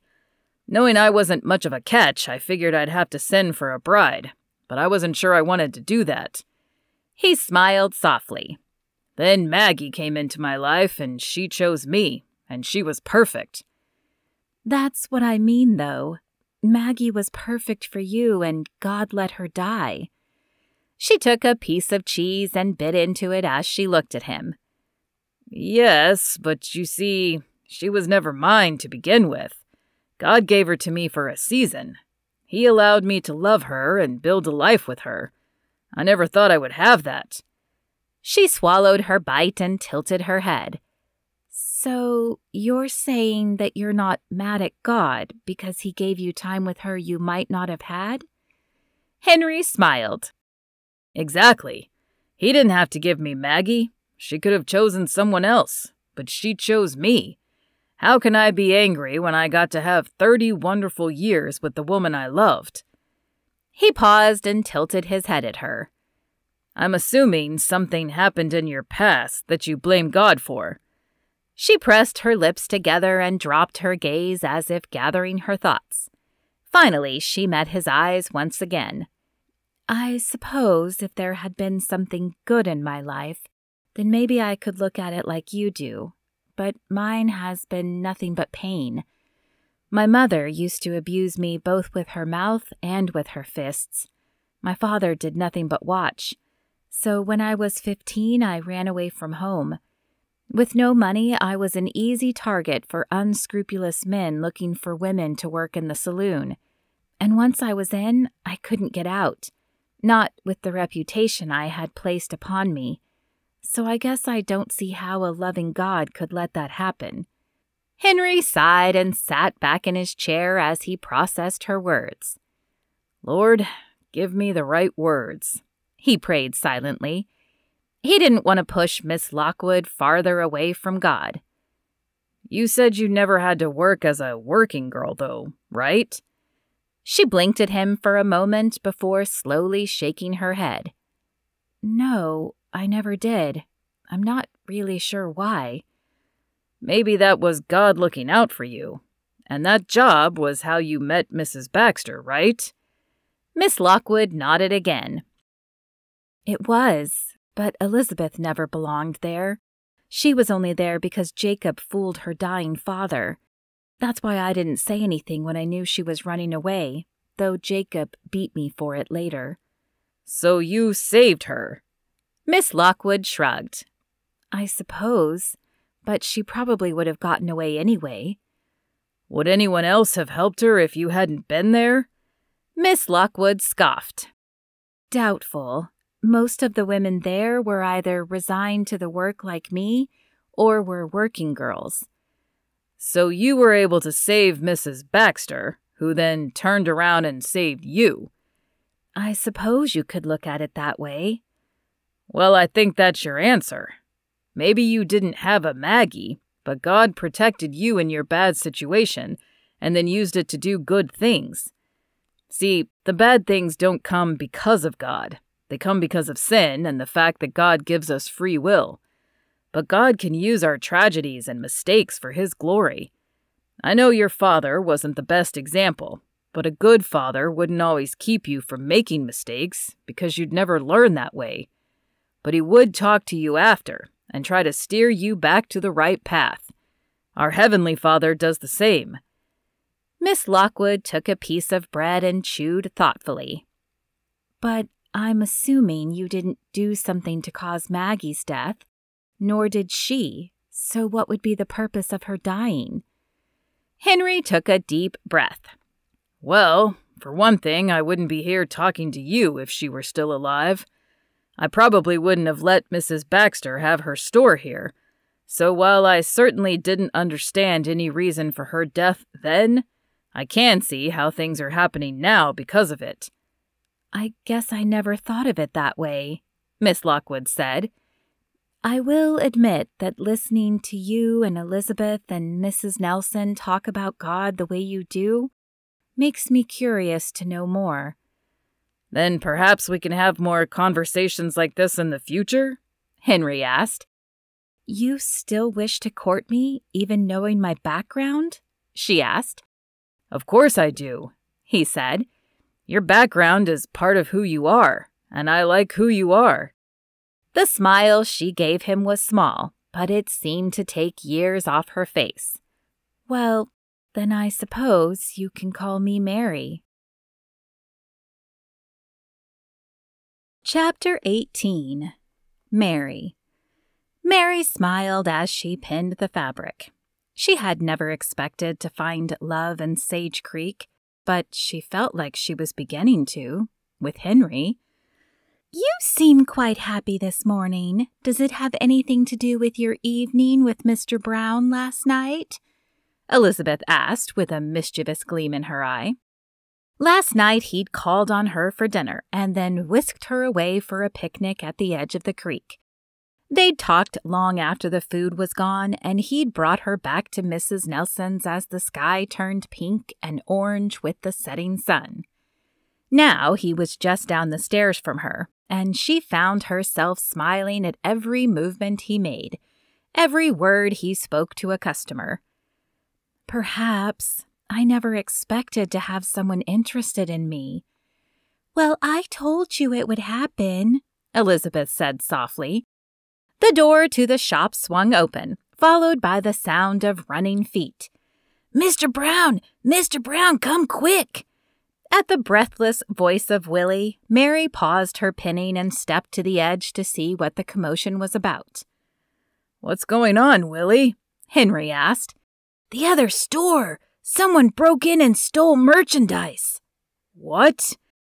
Mary could hear the alarm in Henry's voice, and she looked back at Elizabeth, but her friend had already stopped sewing and was making her way to the stairs. Mary quickly followed, and the two of them were right behind Henry and Willie as they exited the shop. The four of them made their way down the street, but no words were exchanged. A small crowd had already begun to form at the store, including the sheriff and at least one deputy. Suddenly, the owner pushed through the crowd, his face red and angry. I know it was you, Henry Brown. What did you do with my merchandise? I did nothing with your merchandise, Charles. I didn't even know something had happened to your store until Willie came to tell me. That's right, Willie said with a nod. I just told Mr. Brown. You may have them fooled, but you don't have me fooled, Charles continued. Who else stands to gain from my shop going out of business?" Henry shook his head. "I may not have wanted the competition, Charles, but I would never steal from your shop to win." Mary couldn't believe her ears. Henry was no thief, and besides, the rearrangement of his store and the catalog orders were helping his business, so there was no need. Suddenly, the man's eyes shifted to Mary. "Then maybe it was your working girl." A gasp went up from the crowd, and heat climbed Mary's cheeks. "I knew something was off about you when you came into my store. You were probably spying for him and casing the store so you would know exactly what to steal." "You have no right to accuse her," Elizabeth said, stepping forward. "You don't know anything about her." "No, but I know her kind. She's got the look of a hard life, and she refused to answer questions about where she moved from. Seems to me the only people who do that have something to hide. So why don't you tell us what you did before you came here, huh?" "You don't have to say anything," Elizabeth whispered. "Now, Mr. Jones, you can't go around accusing people without some sort of proof," the sheriff said, raising his voice to be heard over the murmurs of the crowd. "Do you have any proof that Mr. Brown or Miss Lockwood was behind the theft?" Charles folded his arms across his chest. "Not currently, but I'm sure I will." "Well, when you do, then we can continue this conversation further. But until then, I suggest everyone go back to what they were doing. I'll handle it from here." "I've started catalog orders at my store too, Mr. Brown," Charles hollered as the crowd began to disperse. "Whatever advantage you thought you had is gone." Though people began to walk away, Mary knew the damage was done. She could feel it in the furtive glances cast in her direction as they left. "I'm so sorry, Henry," Mary said, as they began walking back to the shop. "I didn't mean to make things harder for you." "You have nothing to be sorry for," Henry said, taking her arm. "Charles Jones is a hothead, and he doesn't know what he's talking about." "I know, but all the people there heard about my past. What if they stop coming to the store because of it?" "No, those people heard his opinion of your past, and I think the people will see that. I'm not worried about business, so you shouldn't be either." "But he's doing catalog orders now, too." "Don't worry about it," Henry said. "This is in God's hands now."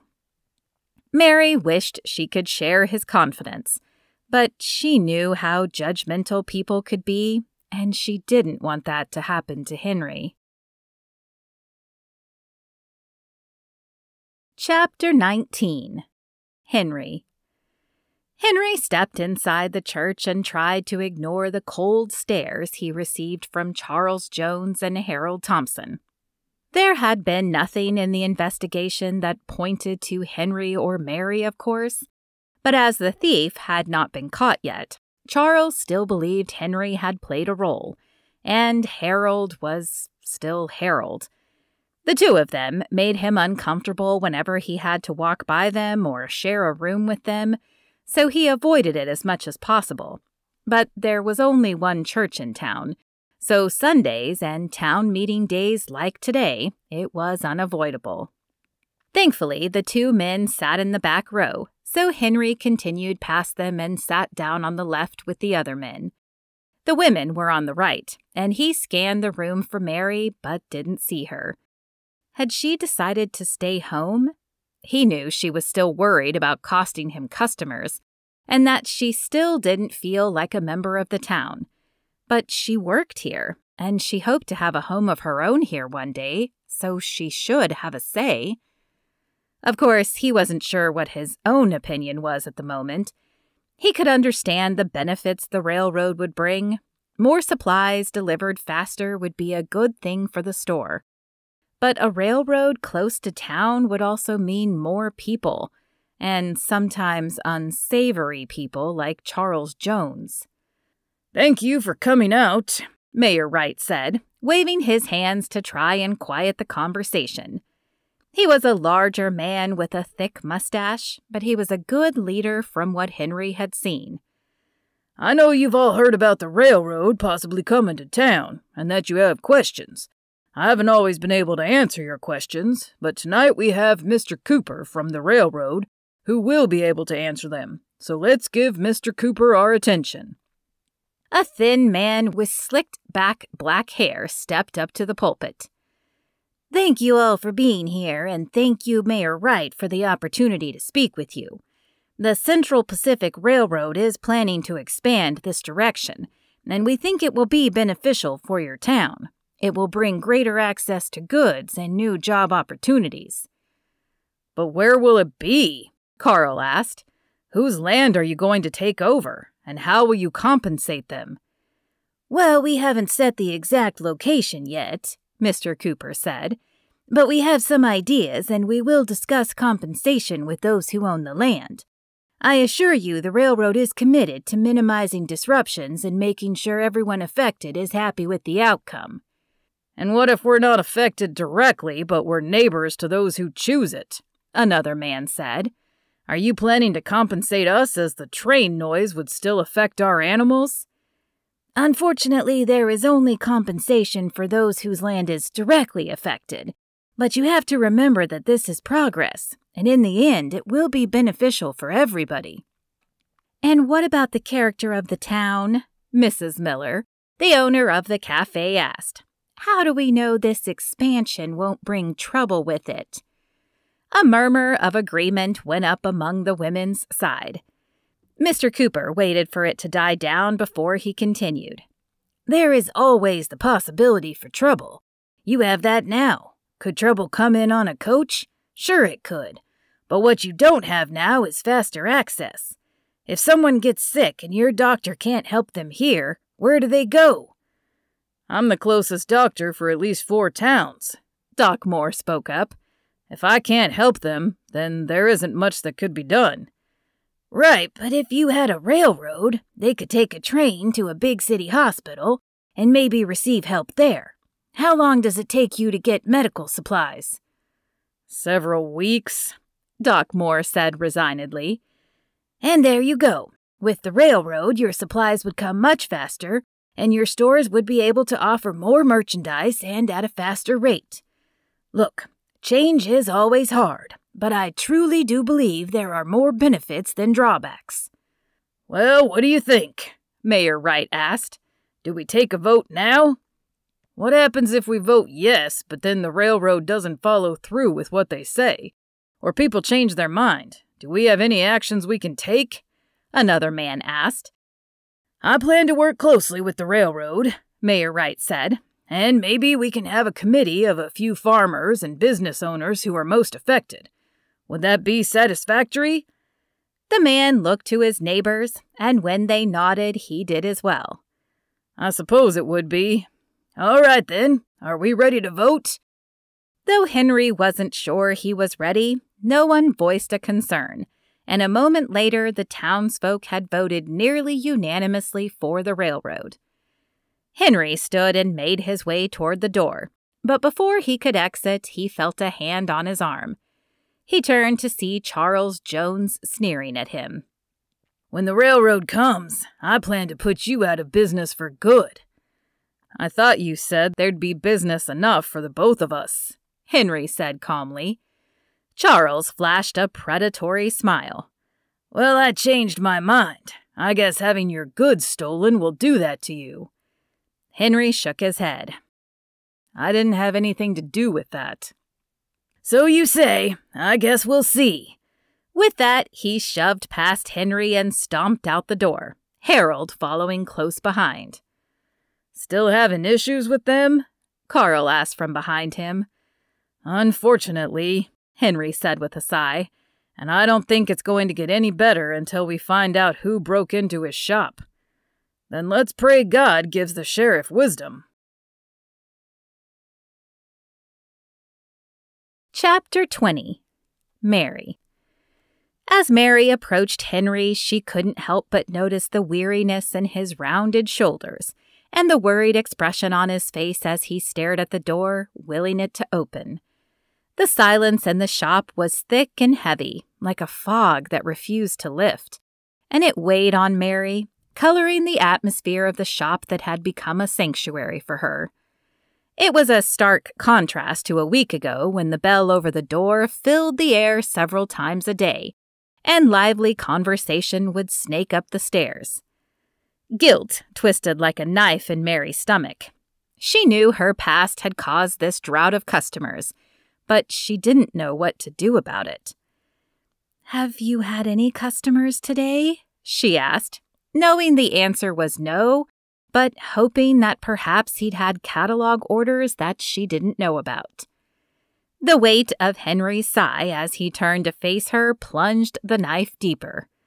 "Not today, not even catalog orders. I thought if people didn't want to come in the shop, they might still place orders, but not a single one has come through since the break-in. I guess they are ordering through Mr. Jones." "Or not ordering at all," Mary offered, wishing it were true, but knowing it probably wasn't. She pressed her lips together. "It's because of me, isn't it? The townspeople think I stole the merchandise from Mr. Jones, and now they're punishing you and Elizabeth." Henry shook his head in an effort to reassure her, but she could see the doubt lingering in his eyes. "It's just a temporary setback. I've faced them before." But Mary didn't believe that. She'd faced ostracization before, but she'd never had to see it affect people she cared for. And she couldn't shake off the feeling that this was more than a mere hiccup. "What if things don't get better? What if you lose all your business? Maybe I should go away for a few days. If people don't see me, they might return here." "I don't think that's necessary," Henry replied, but his words lacked conviction, and he made no move to reassure her physically. He hadn't in the last few days. He still walked her home in the evenings, but he was stiff, almost mechanical, like he was going through the motions. "We just need the sheriff to find out who really broke into Mr. Jones's store." A surge of determination filled Mary. "Then that's what I'll do. I'll find out who is responsible and bring them to justice." She had no idea how exactly, as she wasn't a sleuth, but she would find a way to right this wrong herself if she had to. "And how do you plan on doing that?" Harold asked, one eyebrow lifted in curiosity. "I'm not sure yet, but I am a good listener," Mary stated confidently. She might not have enjoyed her work at the saloon, but she had often picked up tidbits of information just by listening. "And drunk men tend to have loose lips." Henry stood up, concern and disbelief etched on his face. "You can't go in the saloon, Mary. It will only worsen your reputation." Mary shuddered at the thought of stepping foot in a saloon again. "I have no intention of going inside. I figured I would simply try to talk to those who exit." Henry scratched his chin thoughtfully. "There are a few men who hang out near the saloon during the day that might have information. Christian Turner is one, as is Clyde Seymour. But their information isn't always reliable, Mary. They aren't exactly upstanding citizens." "That's all right. It's a start," Mary said gratefully. "I think I should go with you for protection," Henry suggested, but Mary shook her head resolutely. "No, you should stay here and keep your distance from me until this situation is resolved." "Mary, I don't want that," Henry protested, but she silenced him with a wave of her hand. "I don't either, but I didn't come here to ruin your shop or Elizabeth's business. I'll fix this, and then we can continue where we left off." She flashed him a small smile, though she doubted it would be that easy. She had no idea if she could find the men, if they would know anything, and if she could get them to talk. But she had to try. As she stepped outside, she was surprised to see Bertha Thompson and another woman approaching the store. Their conversation halted as soon as they saw her, and then Bertha plastered on a saccharine smile as fake as fool's gold. "Why, Miss Lockwood, I didn't expect to see you here. I figured you'd have gone back to your previous employment so as not to tarnish Elizabeth's good name. I would hate to have to withdraw my business from her and take it elsewhere." Mary clenched her fists at her side and tried to keep her tone cheerful. "Don't you worry, Mrs. Thompson. I won't be working on your dresses at all. In fact, I'm leaving." Mary didn't mention that she was only leaving for the day, but she hoped Mrs. Thompson would assume she meant she was leaving for good and spread the news, giving her a respite from the judgment and gossip of the town. She'd do whatever it took to save Elizabeth and Henry. Without another word, Mary walked away from the women. She wasn't sure exactly where she was going, but she figured the saloon was a good place to start. As she approached the saloon, the sound of rowdy chatter and clinking glasses carried out from inside. Her stomach tightened with fear as she remembered her promise to never step foot in a saloon again. But she wasn't going inside. Instead, she walked around the side of the building, hoping to find someone loitering outside who might have witnessed something. "Lost or looking for work, lady?" The voice was deep and gruff, and Mary turned to see a man stepping out from the shadows of the building. He had a large scar running down one side of his face and a slight limp, but it was his eyes assessing her from head to toe that gave her the most trepidation. "Neither," Mary replied, trying to appear confident despite her nerves. "But I am looking for some information." The man took a few steps closer, causing Mary to take an involuntary step back. "What kind of information?" His breath reeked of alcohol, and it made Mary's stomach tighten and churn. "I'm searching for anyone who may have seen the break-in at Mr. Jones's store, or knows what was taken." "I might have some information for you," the man said, taking another step forward. "But what's in it for me?" Mary didn't like the way his eyes raked over her, nor had she thought about what she could offer, but she certainly wasn't offering what he seemed to be hoping for. She quickly tried to come up with something to offer him that wouldn't compromise her morals. "Do you have a wife? I could offer her one of Mrs. Baxter's dresses." Surely Elizabeth would be willing to help if it meant clearing their names. The man shook his head with a leering grin.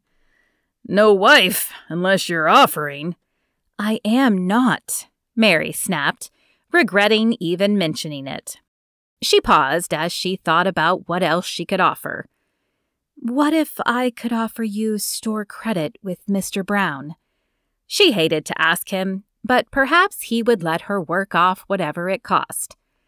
The man stroked his chin thoughtfully. "I don't know much right now, but I'll keep my ears open and share any information with you for a $20 credit." $20? Mary's heart seized in her chest. How would she ever be able to afford that much? The man shrugged nonchalantly. "Take it or leave it." Mary's mind raced as she debated whether or not to take the deal. What if he had no valuable information? $20 was 10 weeks' worth of rent at Mrs. Nelson's. But what if he could clear their names and bring customers back to Mr. Brown's store?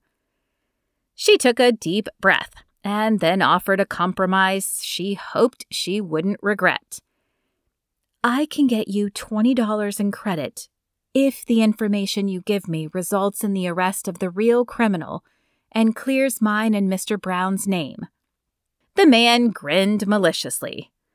"Deal. I'll keep my eyes open and let you know what I hear in a few days. I suppose I can find you at Mr. Brown's store." Mary nodded, feeling both relief and trepidation at their agreement. "You can, and if I'm not there, you can leave the information with him or Mrs. Baxter. Can I get your name?"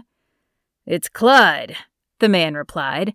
"No need for you to give me your name. I already know who you are." He chuckled and headed back towards the saloon. Mary watched him go, feeling a mix of fear and hope. If this man could clear her name and restore customers to Mr. Brown's store, then it would be worth the wait. But she dreaded what might happen if he couldn't deliver on his promise within a few days. Chapter 21. Henry. Henry's steps echoed on the wooden floor as he paced back and forth. He tried not to look at the ledger with the red marks as he passed the counter, but it was impossible. It was all he had thought of for days. He hadn't thought the accusation of a newcomer would affect him this badly, but it had, and he didn't know how much longer the store could stay open if that didn't change. Mary had insisted on trying to find the information herself, but he had little faith she would succeed either. After all, the sheriff had found nothing yet. With a heavy sigh, he rubbed his temples, hoping to quell the headache threatening to build in his head. The bell above the door jingled, and Henry looked toward it with excitement, until the figure of Harold Thompson in his meticulously tailored suit crossed through the threshold. An air of superiority accompanied him, and Henry pressed his lips together. Harold was the last person Henry wanted to see, but he would not stoop to Harold's level and be uncivil. "Hello, Mr. Thompson. What can I do for you?" Harold's hands were clasped behind him as he scanned the store with a smug smile. "I was simply checking out the competition, but it appears, Mr. Brown, that you don't have any customers, so maybe there is no longer any competition. People will come back," Henry said, tamping down his anger. He pulled his shoulders back, a silent declaration of strength that he did not feel. Harold's lips curled into a malicious grin, and his hands came forward as if offering a gesture of peace. "Henry, we both know this store's seen better days." His words sounded sympathetic, but Henry knew it was not only fake, but was masking the undercurrent of his greed. "You haven't had a customer in days. How much longer do you really think you can keep the store going?" "As long as I have to," Henry said. "Neither Miss Lockwood nor I had anything to do with what happened to Mr. Jones, and when people realize that, they will come back." He was glad the women had stepped out for lunch so that Harold couldn't harass them. Harold shook his head and chuckled, the sound low and throaty. "You need to face the facts, Henry. You took a chance on a woman you thought would be like Maggie, and you were wrong. However, I am prepared to offer you a way out." "You want to offer me the loan now?" Henry asked. "Why?" Harold chuckled again. "Not a loan, I'm afraid, but I'll offer you a generous sum for this quaint establishment."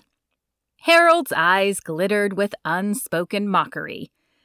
"Think of it, freedom from debt and the chance to start anew, away from the burdens of a failing business." Henry's fingers tightened around the edge of the countertop, his knuckles whitening with the effort to maintain composure. How dare Harold deny him a loan and then try to buy him out?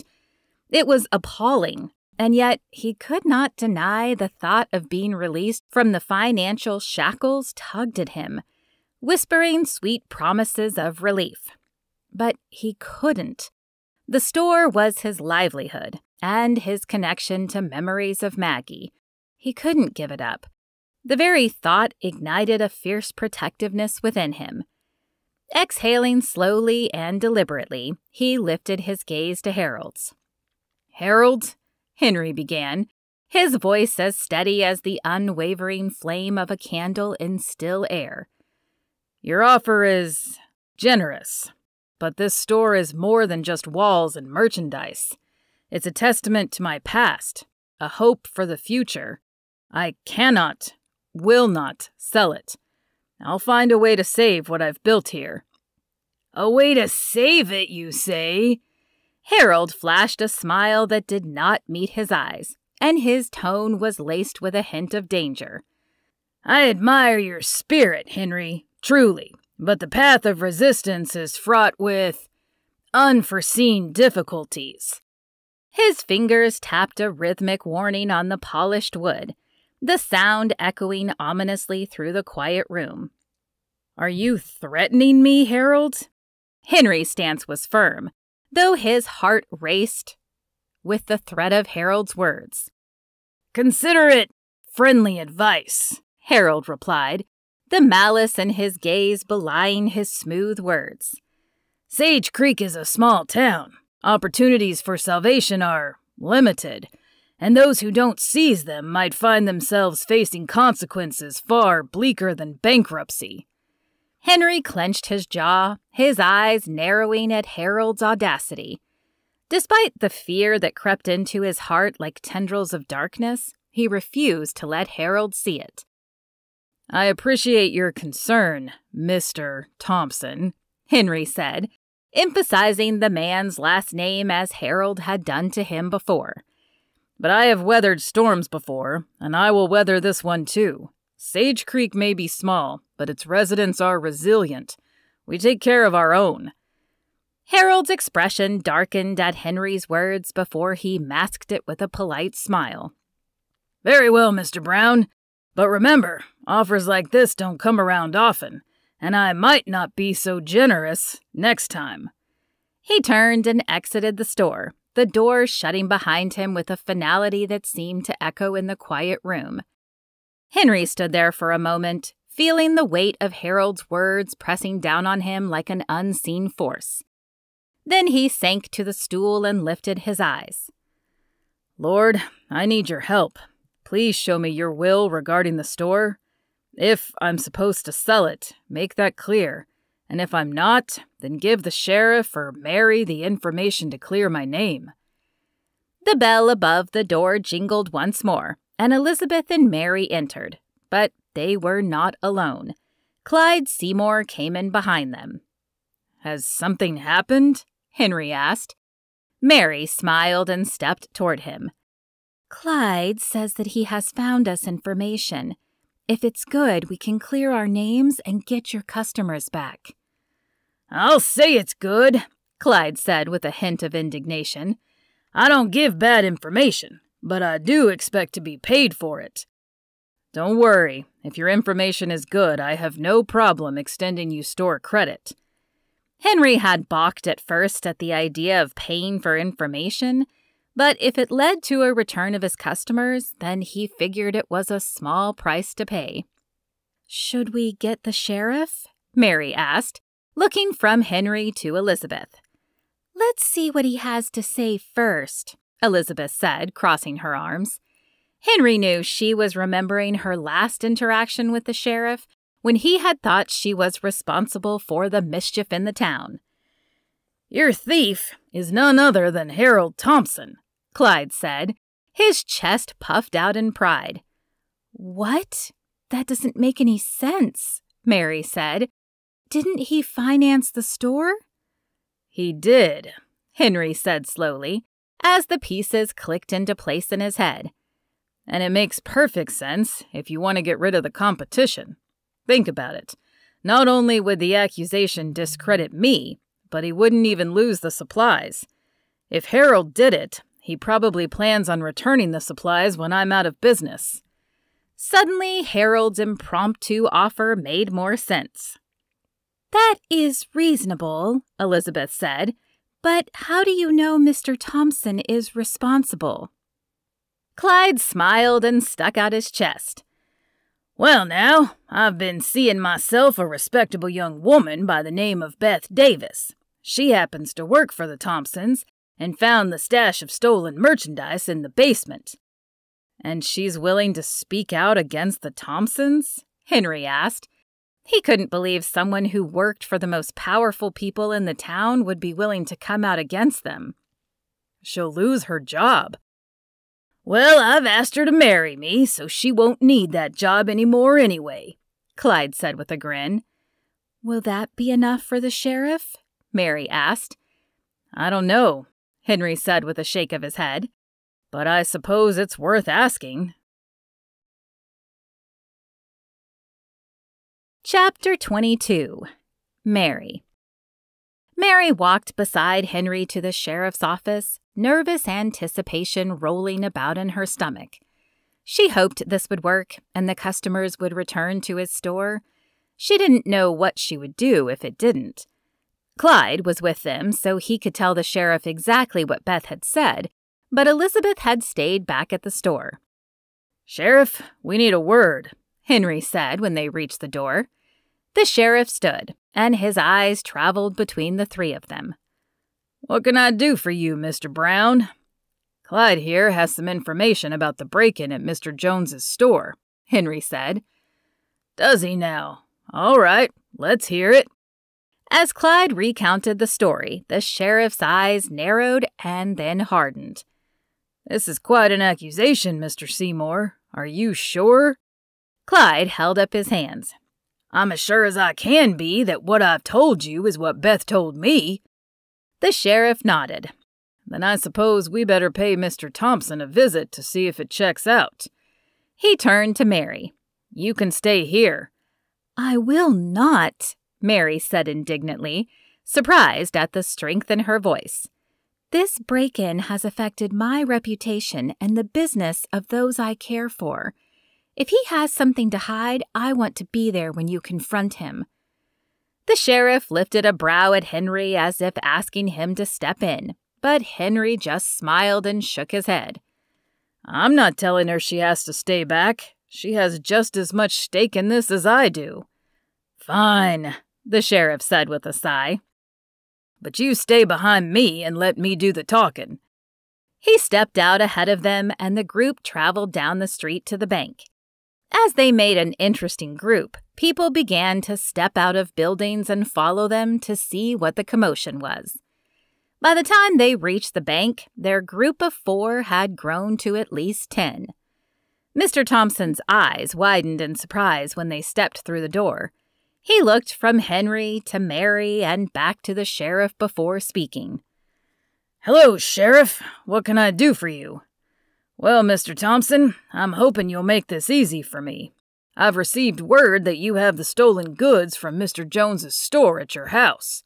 Is that true?" Mr. Thompson's eyes widened and his face turned red. "That's ridiculous," he blustered. "Why would I steal from Mr. Jones? I loaned him the money to open the store. Stealing from him would be like stealing from myself." "Unless you knew you were going to get it back," Henry said, "like when you offered to buy my store today." The sheriff's brow lifted. "You offered to buy his store?" "I was trying to do him a favor," Mr. Thompson said. "This incident has cost him business, and I have the money, so I figured I would help a fellow man out." Henry snorted and shook his head. "If you had wanted to help me out, you would have approved the loan I asked for, not threatened me if I didn't sell you my store." The sheriff looked from Henry to Mr. Thompson as the tension thickened in the air. "I think, Mr. Thompson, that all things considered, we need to take a look in your house. And if I refuse, then I'm afraid I'll have to put you in jail until I can get a search warrant. I can't have you destroying or getting rid of property if it's there. I'm sure you understand. Of course, a search warrant has to be signed by a judge, and we don't have one in Sage Creek, so that means you'll have to sit in jail for a few days." Mr. Thompson took on the look of a fish as his mouth opened and closed as he processed the information. Finally, he sighed. "Fine. The merchandise is in my house. I'll return it to the store and pay for the broken window." "I'm afraid that won't be enough," the sheriff said. "Your theft has affected the livelihood of Mr. Brown and the reputation of Miss Lockwood. Therefore, I believe restitution for lost business will be paid to Mr. Brown, and a public apology will be issued." Mr. Thompson's eyes widened, and he slapped his hands on his desk. "A public apology? Do you know what that will do to me?" The sheriff folded his arms across his chest. "I imagine it will do the same thing to you that it did to Mr. Brown and Miss Lockwood, but that is my offer. If you don't take it, I'll be forced to take this case to the judge for a public trial, which I'm sure will damage your reputation even further." A look of pure hatred flashed across Mr. Thompson's face, but he finally agreed, and Mary sighed with relief. She hoped this was finally over. Chapter 23. Henry. Pastor Lewis looked out over the anxious crowd before speaking. Thank you all for coming today. I know many of you are curious as to why we called this town meeting, and for that, I'm going to let Mr. Thompson explain. He stepped back and Harold walked up to the front of the church with the weight of the world on his shoulders. He sighed deeply and then addressed the crowd. I have some news to share, news that I'm not proud of. He paused and took a deep breath. A few weeks ago, Mr. Jones's store was broken into, and I allowed him to blame Mr. Brown and Miss Lockwood for the theft, even though I knew they were innocent. I was hoping that you all would turn on Mr. Brown and he would lose enough business that I could buy his store for a profit. Several people gasped around Henry while others shouted questions at Harold. How do you know they're innocent? If it wasn't them, then who broke into the store? How could you do that? Harold raised his hand to quiet the crowd. I know they're innocent, because I'm the one who stole the goods from Mr. Jones's store. I let greed and resentment take control, and I'm sorry. The plan was always to return the items after Mr. Brown was out of business. I am shocked at you, Harold, Bertha said, her voice carrying over the murmurs of others. She stood and looked out at the people gathered. And I want everyone to know that I had no idea he had done such a thing. No idea at all. No one said you did, Harold said. I acted alone, and I take full responsibility. I'll be offering restitution for Mr. Brown's lost business, and I hope that you all will forgive me in time. The crowd sat in stunned silence for a moment before Pastor Lewis stepped up once again. I know this is hard to hear. It's always hard when people we know and trust do things we would never expect. However, the important word in that sentence is people. We are all flawed human beings. We have all sinned and fallen short of God's glory, which is why we must repent and ask for forgiveness. The Bible tells us to call out sin in our brothers, but also to forgive. Forgiveness is the most amazing gift we can give someone. I know for some of you that may not happen today, or tomorrow, or even next week, but I'm hoping that we can begin to heal, that we can remember not to pass judgment so quickly in the future, and that we all sin. I will be available if anyone needs prayer or confession. As the people began to file out, Henry looked up to see Charles Jones standing beside him, a contrite look on his face. I wanted to say that I'm sorry I blamed you and Miss Lockwood. I hope you can forgive me. He held out his hand and Henry shook it.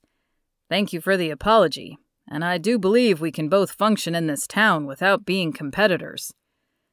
You're probably right, but I've decided to sell the store and move to a different town. I feel like there would be a lingering dislike if I stayed. Besides, I hear that Mrs. Baxter is looking for a place for her dress shop, and I think that building will do nicely, don't you? Henry smiled. I think it would be perfect. Charles nodded and then disappeared out of the church, and Mary made her way over to him.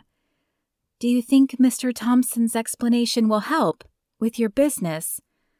I think it will go a long way. It also won't hurt that Mr. Jones has decided to sell and move to a new town. Mary's eyes widened. What? Henry nodded. He just informed me of it. Says he plans to sell the shop to Mrs. Baxter. Mary blinked, and her mouth fell open. Wow, I never expected this. Henry smiled and took her hand. I told you that God works in mysterious ways. The setback of the store was hard, but look how much better things will be now. Mary pressed her lips together as she held his gaze. I wasn't sure before, but I think I'd like to know this God of yours the way you do. Can you help me? I'd like nothing more, he said.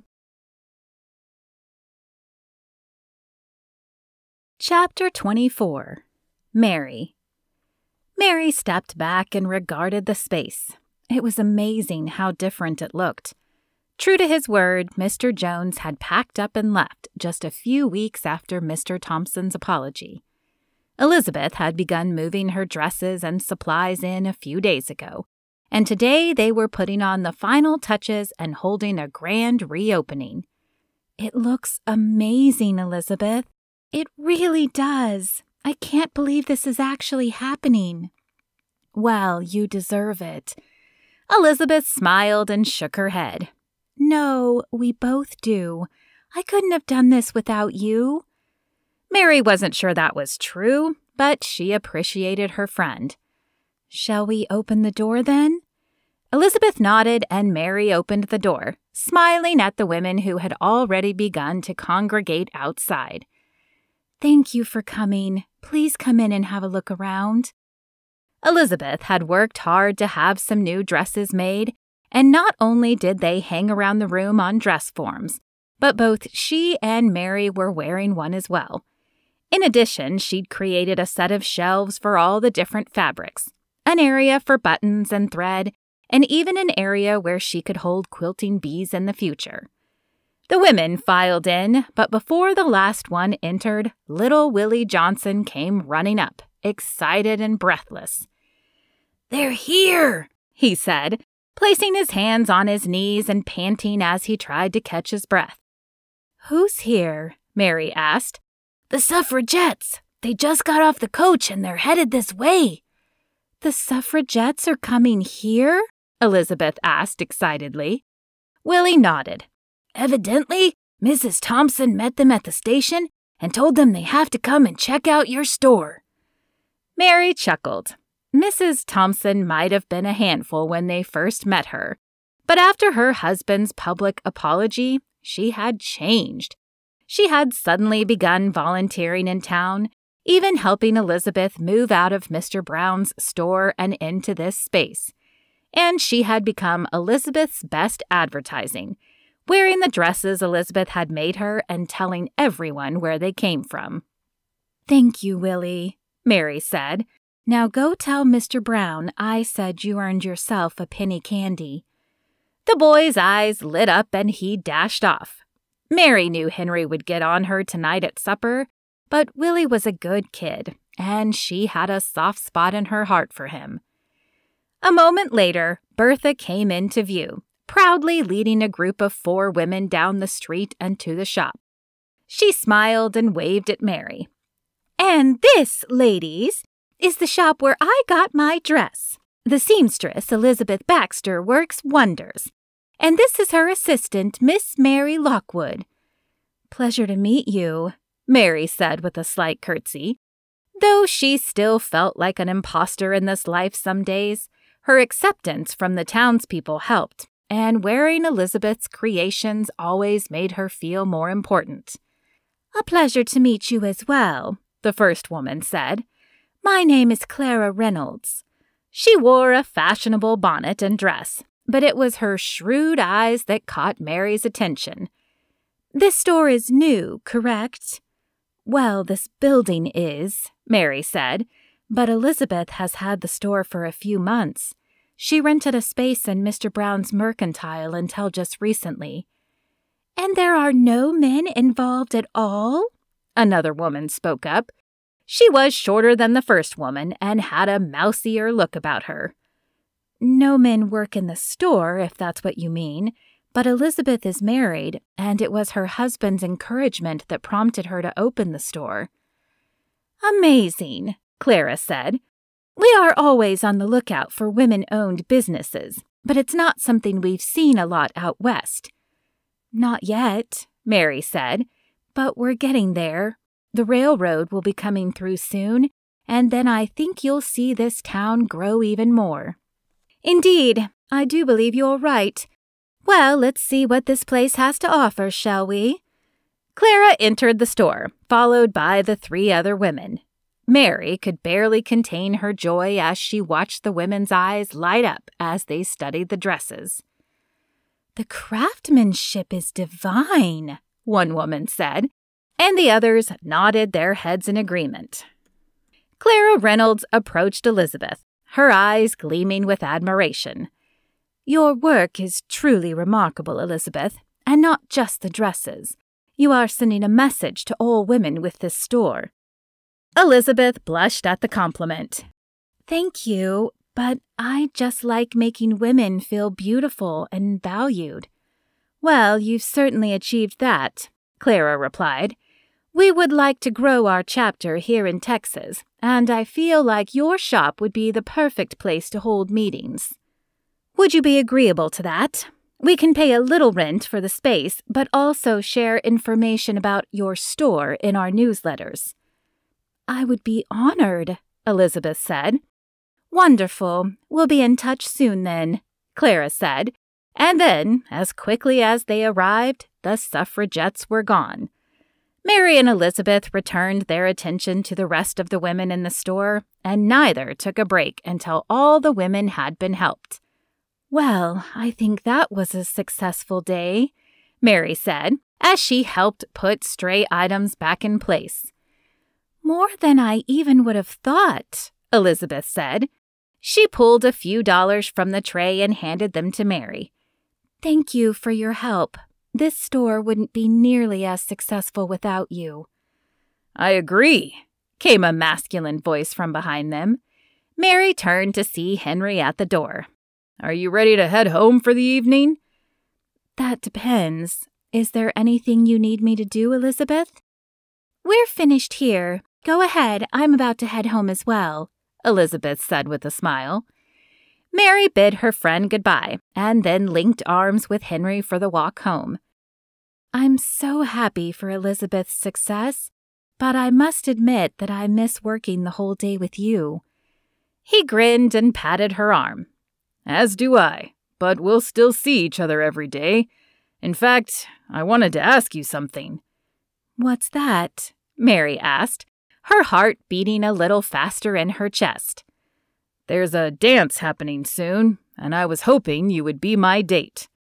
She smiled up at him, feeling truly happy for the first time she could remember. "I would be delighted to be your date for this dance and all the other ones after." Epilogue. Henry. Henry locked the door of the store and touched the simple box in his pocket. He hoped it would be enough for her. The store was doing better, but rings were still expensive, so he'd opted for a simple gold band. But he'd had it engraved with their initials. The evening air was warm, but not stifling as he walked to Mrs. Nelson's to pick up Mary. If she accepted his proposal, he wouldn't have to do this much longer.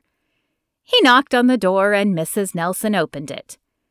"Well, don't you look dapper," she said, opening the door for him. Come in. Mary will be down in a minute."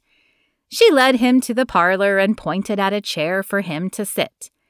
Though nervous energy zinged through his body and Henry had no desire to sit, he followed instructions and perched on the edge of the couch. But he could not keep his leg from bouncing. When he heard footsteps coming from the hall, he shot up and waited for Mary to come into view. She did, and his breath caught. She was wearing a new dress, one Elizabeth had made, and it fit her like a glove. The dark blue brought out the color of her eyes, and the neckline scooped low enough to show off her creamy skin, but not so low that it was revealing. Her hair, which she normally wore up, fell in dark ringlets tonight, falling on her shoulders like satin ribbons. "You look beautiful," he said. She smiled softly at him. When she had first arrived, the hardness of her life had been etched in her face, but now it was softer. There were still lines that hinted at her age, but they no longer looked harsh. Instead, they gave her an air of wisdom. "Thank you." "Obviously, since the dance is at night, the sundown curfew won't apply," Mrs. Nelson said, breaking the mood. She turned her gaze on Mr. Brown and pointed an accusing finger at him. But that does not mean you keep her out all night. You bring her home at a respectable time. Do you hear?"